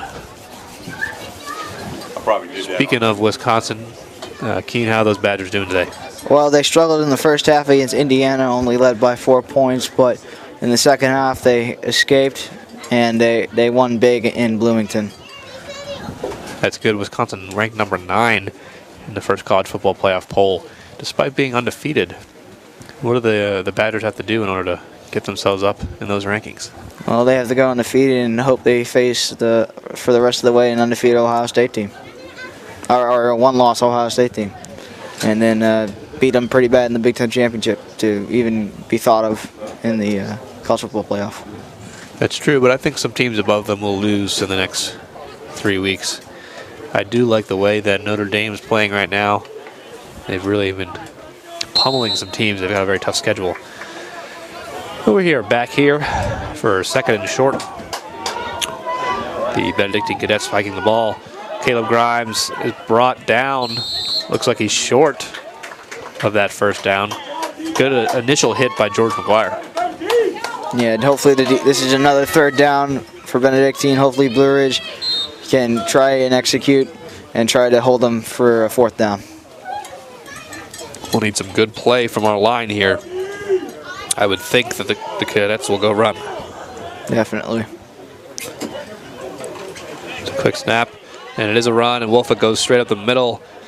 Calls his blocker, and he has the first down. Brought down by Aiden Britton at the 50.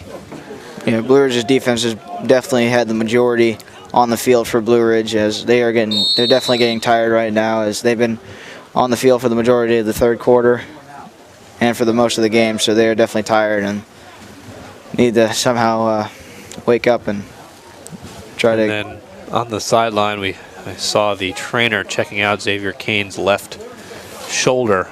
Hopefully that's not too serious. That would be a huge blow to the Barons. Hand it off, fake handoff to Grimes. Chitty getting through there, but just unable to get to him, and Wolfett makes a great throw out to number 24, Nick Turner, for a first down. Yeah, Turner did a good job after Wolfett got rid of it to come back about 5 yards in and catch the ball and move the chains. Yeah, Chitty again, that's the 2nd time we've seen him get through that line, but unable to bring Wolfett down. Yeah, Wolfett, saw him coming, rushing in, escaped, and Chitty just couldn't get his hands on his legs. Rain is really starting to fall right now. Good solid pouring here. So the Cadets have moved into Baron territory. Looks like we have another timeout by the Cadets. Yeah, I think they're trying to adjust to the rain that's falling right now, as the ball is going to get wet and slippery, so I guess they're going to try to continue to run the ball so they don't have to risk throwing it. Being up 3 touchdowns, running the ball, eating that clock, as long as they can keep possession, they're in good shape. Yeah, Caleb Grimes has done an excellent job. So has the offensive line for creating the holes, and for them to move the ball on the ground has been tremendous. Hopefully the Blue Ridge Barons can ride the ship a little bit here and get some momentum to finish off this game, maybe get a couple scores. Can be. Because they've got a big week ahead of them as the playoffs start. How do you think the Barons will react after the way things have been going so far today? Well, they're definitely going to be mad coming out, if they do lose this game. They played somewhat competitive for right now, but to let big plays, they have Benedictine have big plays to score on them. It's something they haven't been used to since Flint Hill, so they're definitely going to come out, fiery and mad and try to run out the score on the team that they face next week. Here we go, first down for the Cadets. Pistol formation with Caleb Grimes behind Wolfett. It's a handoff to Grimes, and look at that. Aiden Britton blows up that play, gets into the backfield for a loss. That is the first great play we've seen on defense, as they actually intruded the pocket. Aiden Britton getting through and taking down Grimes in the backfield. That was a great play by Britton, showing his strength right there. We've talked about it all afternoon, how the blocking has just allowed Grimes to be untouched, it seems like, for the first 5 yards. That was the first time we've really seen him have some trouble in the backfield. Let's hope this continues for Blue Ridge's defense. 2nd and 12 here. Ball's hiked. Fake handoff. Wolfett drops back, looking deep to Tennyson, and it is overthrown. More pressure by Aiden Britton right there. He thought it was with the run. He got to the running back, but then the quarterback had time to throw it. More pressure by Aiden Britton right there as he came after him. Just overthrown again. That's another reason why Benedictine has been on the ground most of the time, because the quarterback's been overthrown and the receivers when they've been open. He hasn't been able to make those plays. So they're going for those big plays. Wolfick has thrown off that big arm, but we've yet to see some consistent completions there. 3rd and long here. Fake throw, and Tennyson's just going to run it himself, and he's going to get to the 1st down and more, and he is run out of bounds at the 12-yard line. Barely even touched on that one. Yeah, Blue Ridge defense looking for a pass right there on 3rd down, but he saw that, he faked the pass. The secondary moved there, and he ran to the opposite side and got the easy 1st down. It's just been very impressive today, the way he's been able to run the ball. And the decisions he's made, whether to hand it off to Grimes or keep it himself, pretty impressive for a freshman, wouldn't you say? Yeah, definitely. He's showing good vision right here this game, and he's definitely showing how he'll be a good asset for the future for Benedictine. Just handed off to Grimes, and he runs over Junior again, but he stumbles and is brought down for a short gain. Yeah, Benedictine has been running all over Blue Ridge's defense, and Junior Camaro still recovering from his arm injury. Hopefully his arm's feeling okay right now. Hope so. Run all over us, literally and figuratively. Oh, you did? Down on Caroline? And on the sideline, Isis is warming up with center Tyler Wills. So looks like it might be the end of the day for Xavier. And as I say that, Caleb Grimes gets the handoff and runs straight up, untouched into the end zone for another touchdown. Well, Blue Ridge's defense has actually been holding up pretty well. This is their first touchdown they've let up in about a quarter and a half. Almost the entire 3rd quarter. So Blue Ridge has been playing all right, but just getting word down right now. Letting in another score. I agree. The defense did a good job of keeping the Barons in the game. It's just the offense wasn't able to get into the end zone any of those times. No, the one drive was killed by the interception. That's right. Miller with the extra point, his 4th of the day, and that makes it 28-0 Benedictine over Blue Ridge with 1:40 left in the 3rd quarter. And if Isis Lewis does come in, he's definitely had a good game against Fishburne last week, as he rushed for over 100 yards and had a rushing and a passing touchdown, which is definitely a good sight for Blue Ridge in the future. That's for sure. And hopefully Xavier is okay, but I think I agree with the decision of keeping him out of the game with playoffs looming in the next 2 weeks. We don't want to do anything to re-aggravate that injury, make it worse, but hopefully he's okay to play next week. Yeah, hopefully. So Keen, let's talk about our sports broadcasting class. Why don't you tell the audience what we do every day and the things we're learning? Well, for sports broadcasting, what we do is we take the game film that we filmed the week before, then we edit it. We try to get the highlights in, and we do our intros and outros for the show. We get our in-depth analysis in, and then we try to get a player interview for the victory as they've had these past few weeks. That's right. We kind of try to do a little sports center for the Blue Ridge Sports Network here, or the Barron Sports Network. So Cam with the reception on the kickoff, takes it out to the right, pushed out of bounds at the 21. Yeah, we do those Sports Center shows. We also, obviously, we're on the air during our games. Key, why don't you speak to what we do leading up to game days? We do our in-depth research on the team that we play, because we know our guys pretty well after the first time we did this. So we're just trying to get information, key players, the stats from the games before, what type of offenses and defenses the teams run. So we just try to get familiar with the opponent for that week, and try to do a good job in game trying to describe and do in depth on them. That's right. So Isis Lewis in at quarterback, hands it off to Sammy Fort, gets it up for about a yard and a half gain. I'm not sure about this week, but hey, Coach, did you secure any good interviews for this week? For this upcoming week or last week? No, for this week. We had a special interview last week with head coach of varsity basketball, Cade Lemke. Keen, I think you're getting an exclusive interview with assistant basketball coach, Mr. Kerwin, also your teacher. So I think we've got some good material right now.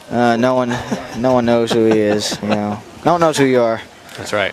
I stay low. Yep. Snap to Isis. He's looking deep. Throws it out to Xavier, and it is picked off. by Bobby Bradley. And he breaks that tackle, and he's going to the 40, to the 30, blocking ahead of him, to the 20, to the 10. Flag, and he's brought down inside the 10. Isis with a kind of a laundry line tackle there to bring him down. Yeah, what a hard hit by Isis. He was mad that he threw that pick. Right, it looked as if the defender was the receiver right there. So running down the sideline, he saw him. He wanted to hit him hard, and he did. And what a hit! But it will be there is a flag, and it is Benedictine's ball. I think the flag was on the return of the interception, maybe holding or blocking the back or something. If I had to guess, you know. Looks like Benedictine's bus is rolling in, getting ready for the ride back to the Richmond area. That's right. Got quite the nice charter bus here for the game. Riding in style. We're still discussing what the flag will be. Yeah, hopefully these the conditions for the next couple of weeks are a little better for our 2 playoff games, because we are inside the press box right now, not able to sit amongst the crowd as we usually do. It's a little chilly. Yeah, we're usually very involved with our crowd, but this week it's a raining week. We got to protect our equipment, so we're inside today. That's right. So new quarterback in for the Cadets, Andrew Puccinelli. Hands it off to number 6, DeAndre Tobias, and he is in for a touchdown. Took it out to the right outside there for another 6. Keith? Well, right after the interception from Isis Lewis, the play right after they get their second strings in, instant touchdown. So I assume that Blue Ridge's defense is wiped out right now, and they're just trying to play the next quarter. So this game has gotten out of hand here, 34-0 with the point after attempt.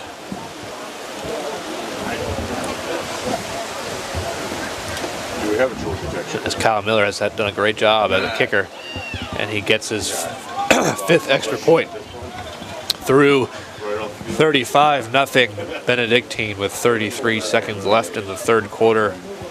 That will begin the running clock. So you're a graduate of VCU. So what's your predictions for VCU basketball this season, as college basketball season is fastly approaching? Okay, it's going to be a new year for VCU as Mike Rhodes takes over the helm after Will Wade left for LSU. Mike Rhodes was an assistant under Shaka Smart a few years back. You know, a lot of changeover with players, a lot of recruits left with Coach Wade, but they'll have leadership of Jonathan Williams and Justin Tillman. You know, but it'll be a tough year. They've got a really tough non-conference schedule. They've got UVA coming to VCU in about 2 weeks. They're heading down to the Maui Invitational. They host Texas. So they'll definitely be tested before conference play in the A10. But this could be their first scare of not making the tournament. But hopefully they're able to come together and have a good season. Yeah, definitely. College basketball is definitely interesting and lots of upsets, so we'll see if they can do that. And I hope so, because they've had such a great extended period of success, and hopefully they can keep it up again this year. And here's the kickoff. Cam Carr on the reception at the 5-yard line. Look, and he flips it off to Sammy Fort, and he takes it up the left. But the Cadets surround him at the 15. And the Barons will take over at the 15-yard line. Yeah, for the rest of the game, I would think that Brewers will, try to execute new plays that they've been learning in practice. Try to do some trickery, see what works for them, see what doesn't, as it is a very gloomy look for Blue Ridge coming back in this game. So when we look at Xavier on the sideline, it looks like his pads are off. He's got a towel over his head, and he seems to be holding his left arm. Hopefully it's not a serious injury. Yeah, if I were him, I'd keep the pads on. It's kind of chilly out here and it's raining. It is. But I hope that throwing arm is all right, and they can rehab that back up to full strength for next week.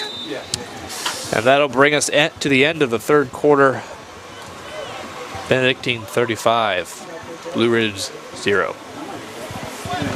Yeah, it'd be great in the fourth quarter to see if if Benedictine brings in their second, third string defense. Hopefully, Isis Lewis or whoever's in at quarterback can get a touchdown, so it's not a shutout. Hopefully. But this is sending a good message to the VISAA polls for the Benedictine cadets. Yeah, definitely. As they look to defeat the #1 team in D2, Blue Ridge Barons. That's right. A 35-0 showing over us should help them get a top 4 seed and get into the playoffs. Last year they were in the state championship game and fell to collegiate, so they're hoping to get back there and take home the championship.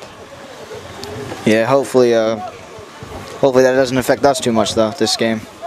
I hope so. It is discouraging to be on such a good streak, but now to be on the other side of it, getting shut out on your home field a week before the playoffs start, it's got to be tough. Yeah, definitely.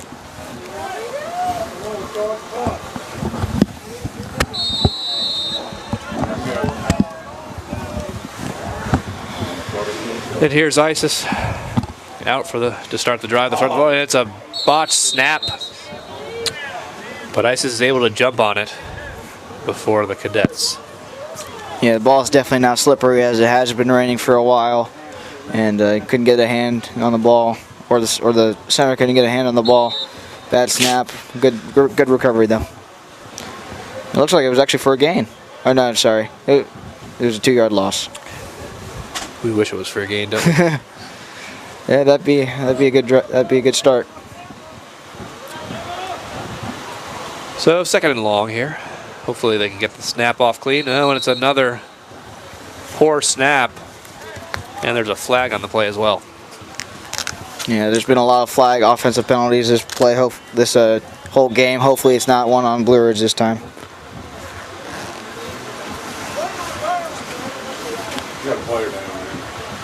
Looks like we got a player down. I believe it's Amon Johnson. This is the last thing you want to see right now. Yeah, definitely, especially late in the game when it's a blowout right now. Hopefully Amon can recover. Hopefully it's not serious.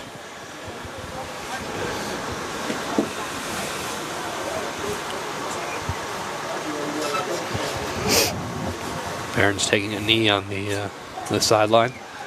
Nurse Stacy is out there to check on Amon, as well as Coach Wills. So right now for you UVA fans, UVA is leading Georgia Tech 3-0 in the second quarter with 9:57 left. It's a barn burner, isn't it? Leading Georgia Tech? It sounds like it. And then tonight at 8 o'clock, it will be Virginia Tech versus Miami. That will be a big game for all the Hokie fans out here who are listening. That's right. That's a big ACC game. If the ACC wants to get a team into the playoff, they'll want to keep Miami undefeated, I think. Yeah, definitely, especially now as Clemson and NC State face off with it's tied right now 7-7 almost at the end of the first quarter. That's going to be a good game too, as NC State's mad that they lost to Notre Dame last week, and they want to maintain themselves as one of the best in the ACC this year. Absolutely, and a win by NC State would knock Clemson out of the playoff talk. And it would be tough for the ACC, as I would leave Miami and Virginia Tech as the really only two options to make that top 4. Or whoever wins that game. Correct. This looks like a serious injury as Amon is still down.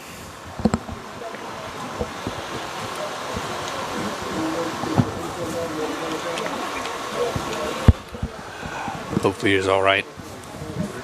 I'm not sure what happened down there, with these slippery conditions. Yeah, definitely. It looks like nothing with the legs, though. It looks like in the upper body. And, oh dear, they're covering him up. They're covering him up. They're helping him up. All right. It's a good sign as he's starting to stand up. Looks like it could be a concussion.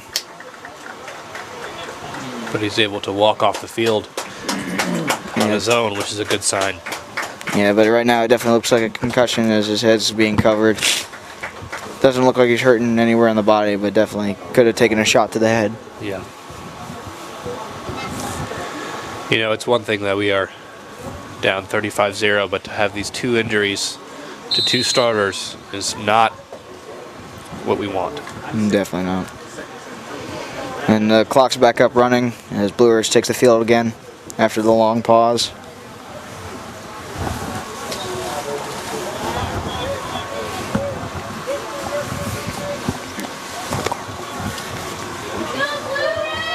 Blue Ridge takes a snap. Isis throws to his receiver. And it's going for a big gain. He got a good gain back. It got a good gain back on that play. It's going to be short of the first down, but that was a good pass, screen pass to the outside. Cam Carr on the reception there. Nice, good positive play. See if the Barons can get on the board. Yeah, now would be the time as the second strings are in for Benedictine.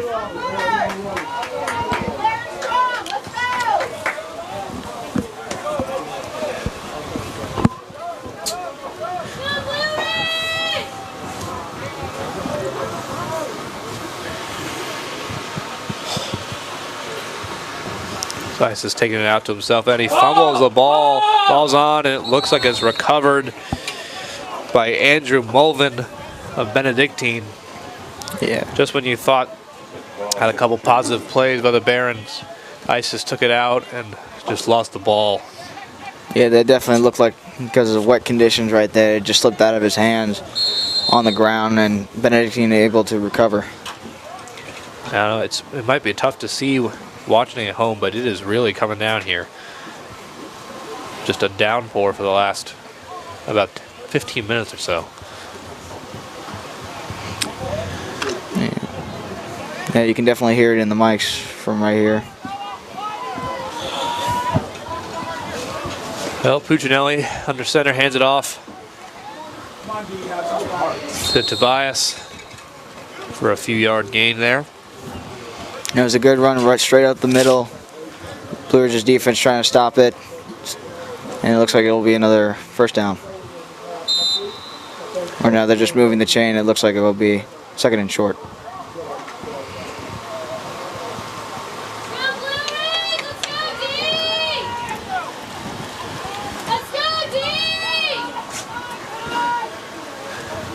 Puccinelli snaps it. Handoff to Tobias. He's met by 4 Baron defenders and brought down at the line of scrimmage. That was a good defensive effort right there from the Barons. As you know, they had teamwork right there, brought them down.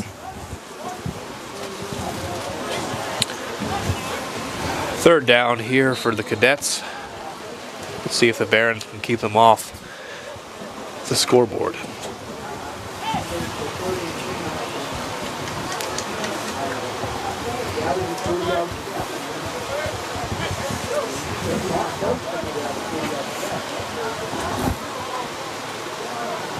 Cadets just taking their time on these snaps.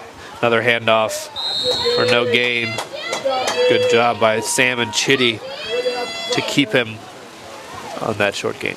Yeah, right now Benedictine isn't interested in scoring. They're just interested in running down the clock and getting out here with hopefully no injuries and just enjoy the ride home. Right. Long day for Blue Ridge. At least there's a mixer tonight. At least there's a mixer tonight. Another handoff. Makes a move, but is brought down by Sammy Fort. Yeah, Aiden Britton went after the quarterback, but he handed it off. Just missed him. And it's another good gain.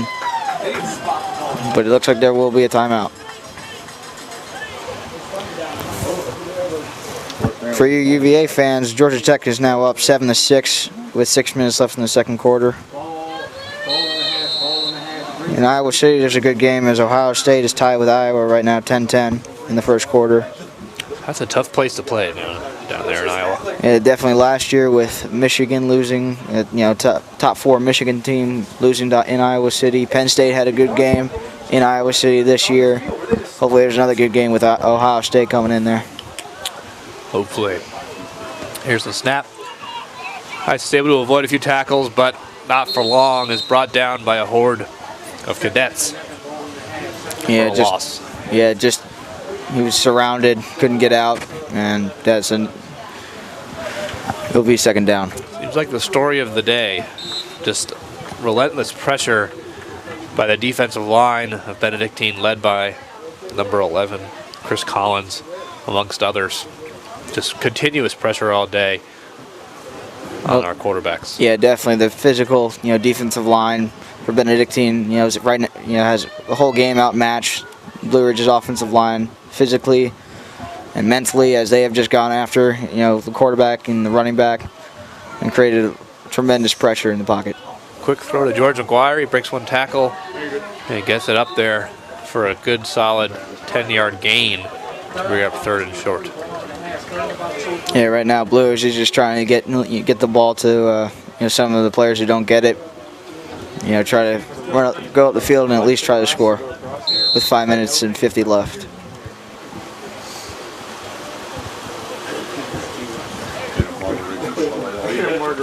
So by the next couple days, we will learn who the Barons will play in the playoffs. As disappointing as game has been, we are undefeated in Division II, which is where we will be playing for the state championship. So that's a good sign. Yeah, right now that's the most important right there.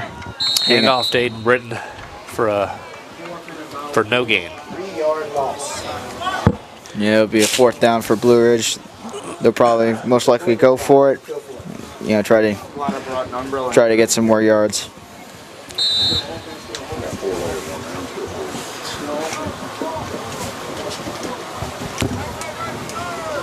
Turn right. Fourth down for the Barons. And it's going to be a punt by Isis. It's a good punt with a wet ball. Goes over the 50-yard line. Good big bounce, and it's going to stop at the 43.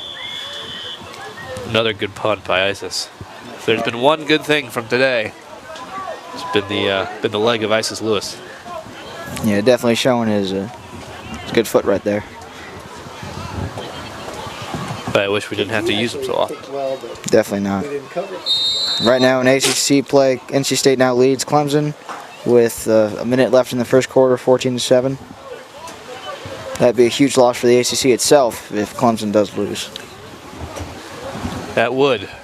I look forward to getting indoors and watching some football on this gloomy day.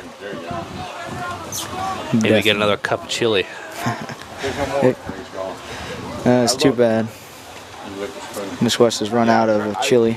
Handoff for a short gain. So as the MLB season has just winded down, how do you feel about next year, and who do you think is going to take it all? Well, there'll be a lot of tough teams again. Houston is built for 4 or 5 years of sustained success. Cleveland, they got knocked out early, but they had such a great year. They'll have a lot of guys back. The Yankees are on the up and coming. A surprise year this past season. I think they'll be even better next year. Benedictine with a snap, a couple of broken tackles, and brought down, which will bring up third and short for Benedictine. And then the Dodgers obviously will be the team to beat in the National League. Nationals are always good in the regular season, but we'll see if they can ever get it done in the postseason. Cubs will be around. I'm sure the Cardinals, they're always a good, solid team. That's a good thing about baseball. There's always a lot of teams that have that capability of going all the way. What do you think, Keaton? Well, the first question I have is, what happened to the Cubs this season? After being the best team in baseball last year, winning it all, ending the 108-year curse. As there's a fumble. But I wasn't sure what happened this season. So they made the playoffs, but they barely won it. They barely won the division, as the Brewers and Cardinals were chasing after them. And also the Brewers were pretty good this year too. Hopefully they can make it next year. That was a surprise there. They had some good young guys. Pretty good offense. The thing with the Cubs though, I think their pitching was not as consistent as it had been in the last few years. And that's the reason you saw that record kind of not reach 100 wins that it had in that World Series year. But I think they'll be back. They've got a lot of young guys. They've got the capability of being strong again. The Cadets are out to punt. Miller with a high punt. Cam Carr back to receive, but it won't get there as the Cadets take it. And you're also 28. somewhat of an NBA fan with the San Antonio Spurs. How do you think they're going to do this year? You know, they're off to a 5-4 start as Kawhi Leonard has been out the entire year so far. So obviously that's been tough for the Spurs to play without him, as he's probably a top 3 player in the entire league. Does it on both ends. But once they get him back healthy, I think they will be top 3 in the West, ready to challenge anyone that comes in their path. And the last year, they were in a prime position to win Game 1 of the Western Conference Finals and take control of that series, and yet Kawhi got hurt, and it was tough to recover from there. Zychus Lewis takes a snap, rolls out. More pressure. Just dodges that. Still 3 guys chasing after him. He makes the play, and it is caught. And it's a 4-yard loss. And that was something. I mean, that was pressure right all over there. Oh, no, someone's down. And it's ISIS. With 48 seconds left. Yeah. He looks like he's trying to get back up. Looks like something with his arm. You wonder why, with this much time, you might just either knee the ball or hand the ball off and just let this time run out. Yeah, definitely. This game's not worth any more players getting hurt out here, as there has been 3, and Isis Lewis would be another big loss if Xavier Kane can't recover for next week. He'd be the second string, but if he can't recover, who knows who the ball's going to go to for the first playoff game. Take a timeout and put it back in. Yeah, I would. I know you don't want to give up, but taking a knee with 48 seconds and downpour, down by 35, might be the right call. Yeah, definitely. Well, it's been a gloomy day, both in weather and on the field. But we hope the Barons get healthy, turn the page to the playoffs, and can get back to the football they've been playing. Yeah, today will be a tough loss for Blue Ridge, as they are shut out on their own home field with first place in mind, facing a great Benedictine team in D1, and they will go 0-2 in D1 play, but it was great effort. It's a great effort by Blue Ridge today, but just couldn't get it done. And that is the final horn. Final score, Benedictine 35, Blue Ridge 0. And it's a disappointing loss for the Barons. Not the way they wanted to end out the regular season. Not the momentum they would like heading into the playoffs. But they should have confidence against other Division II opponents, as we've mentioned. So final thoughts, Keen, both from today and looking forward.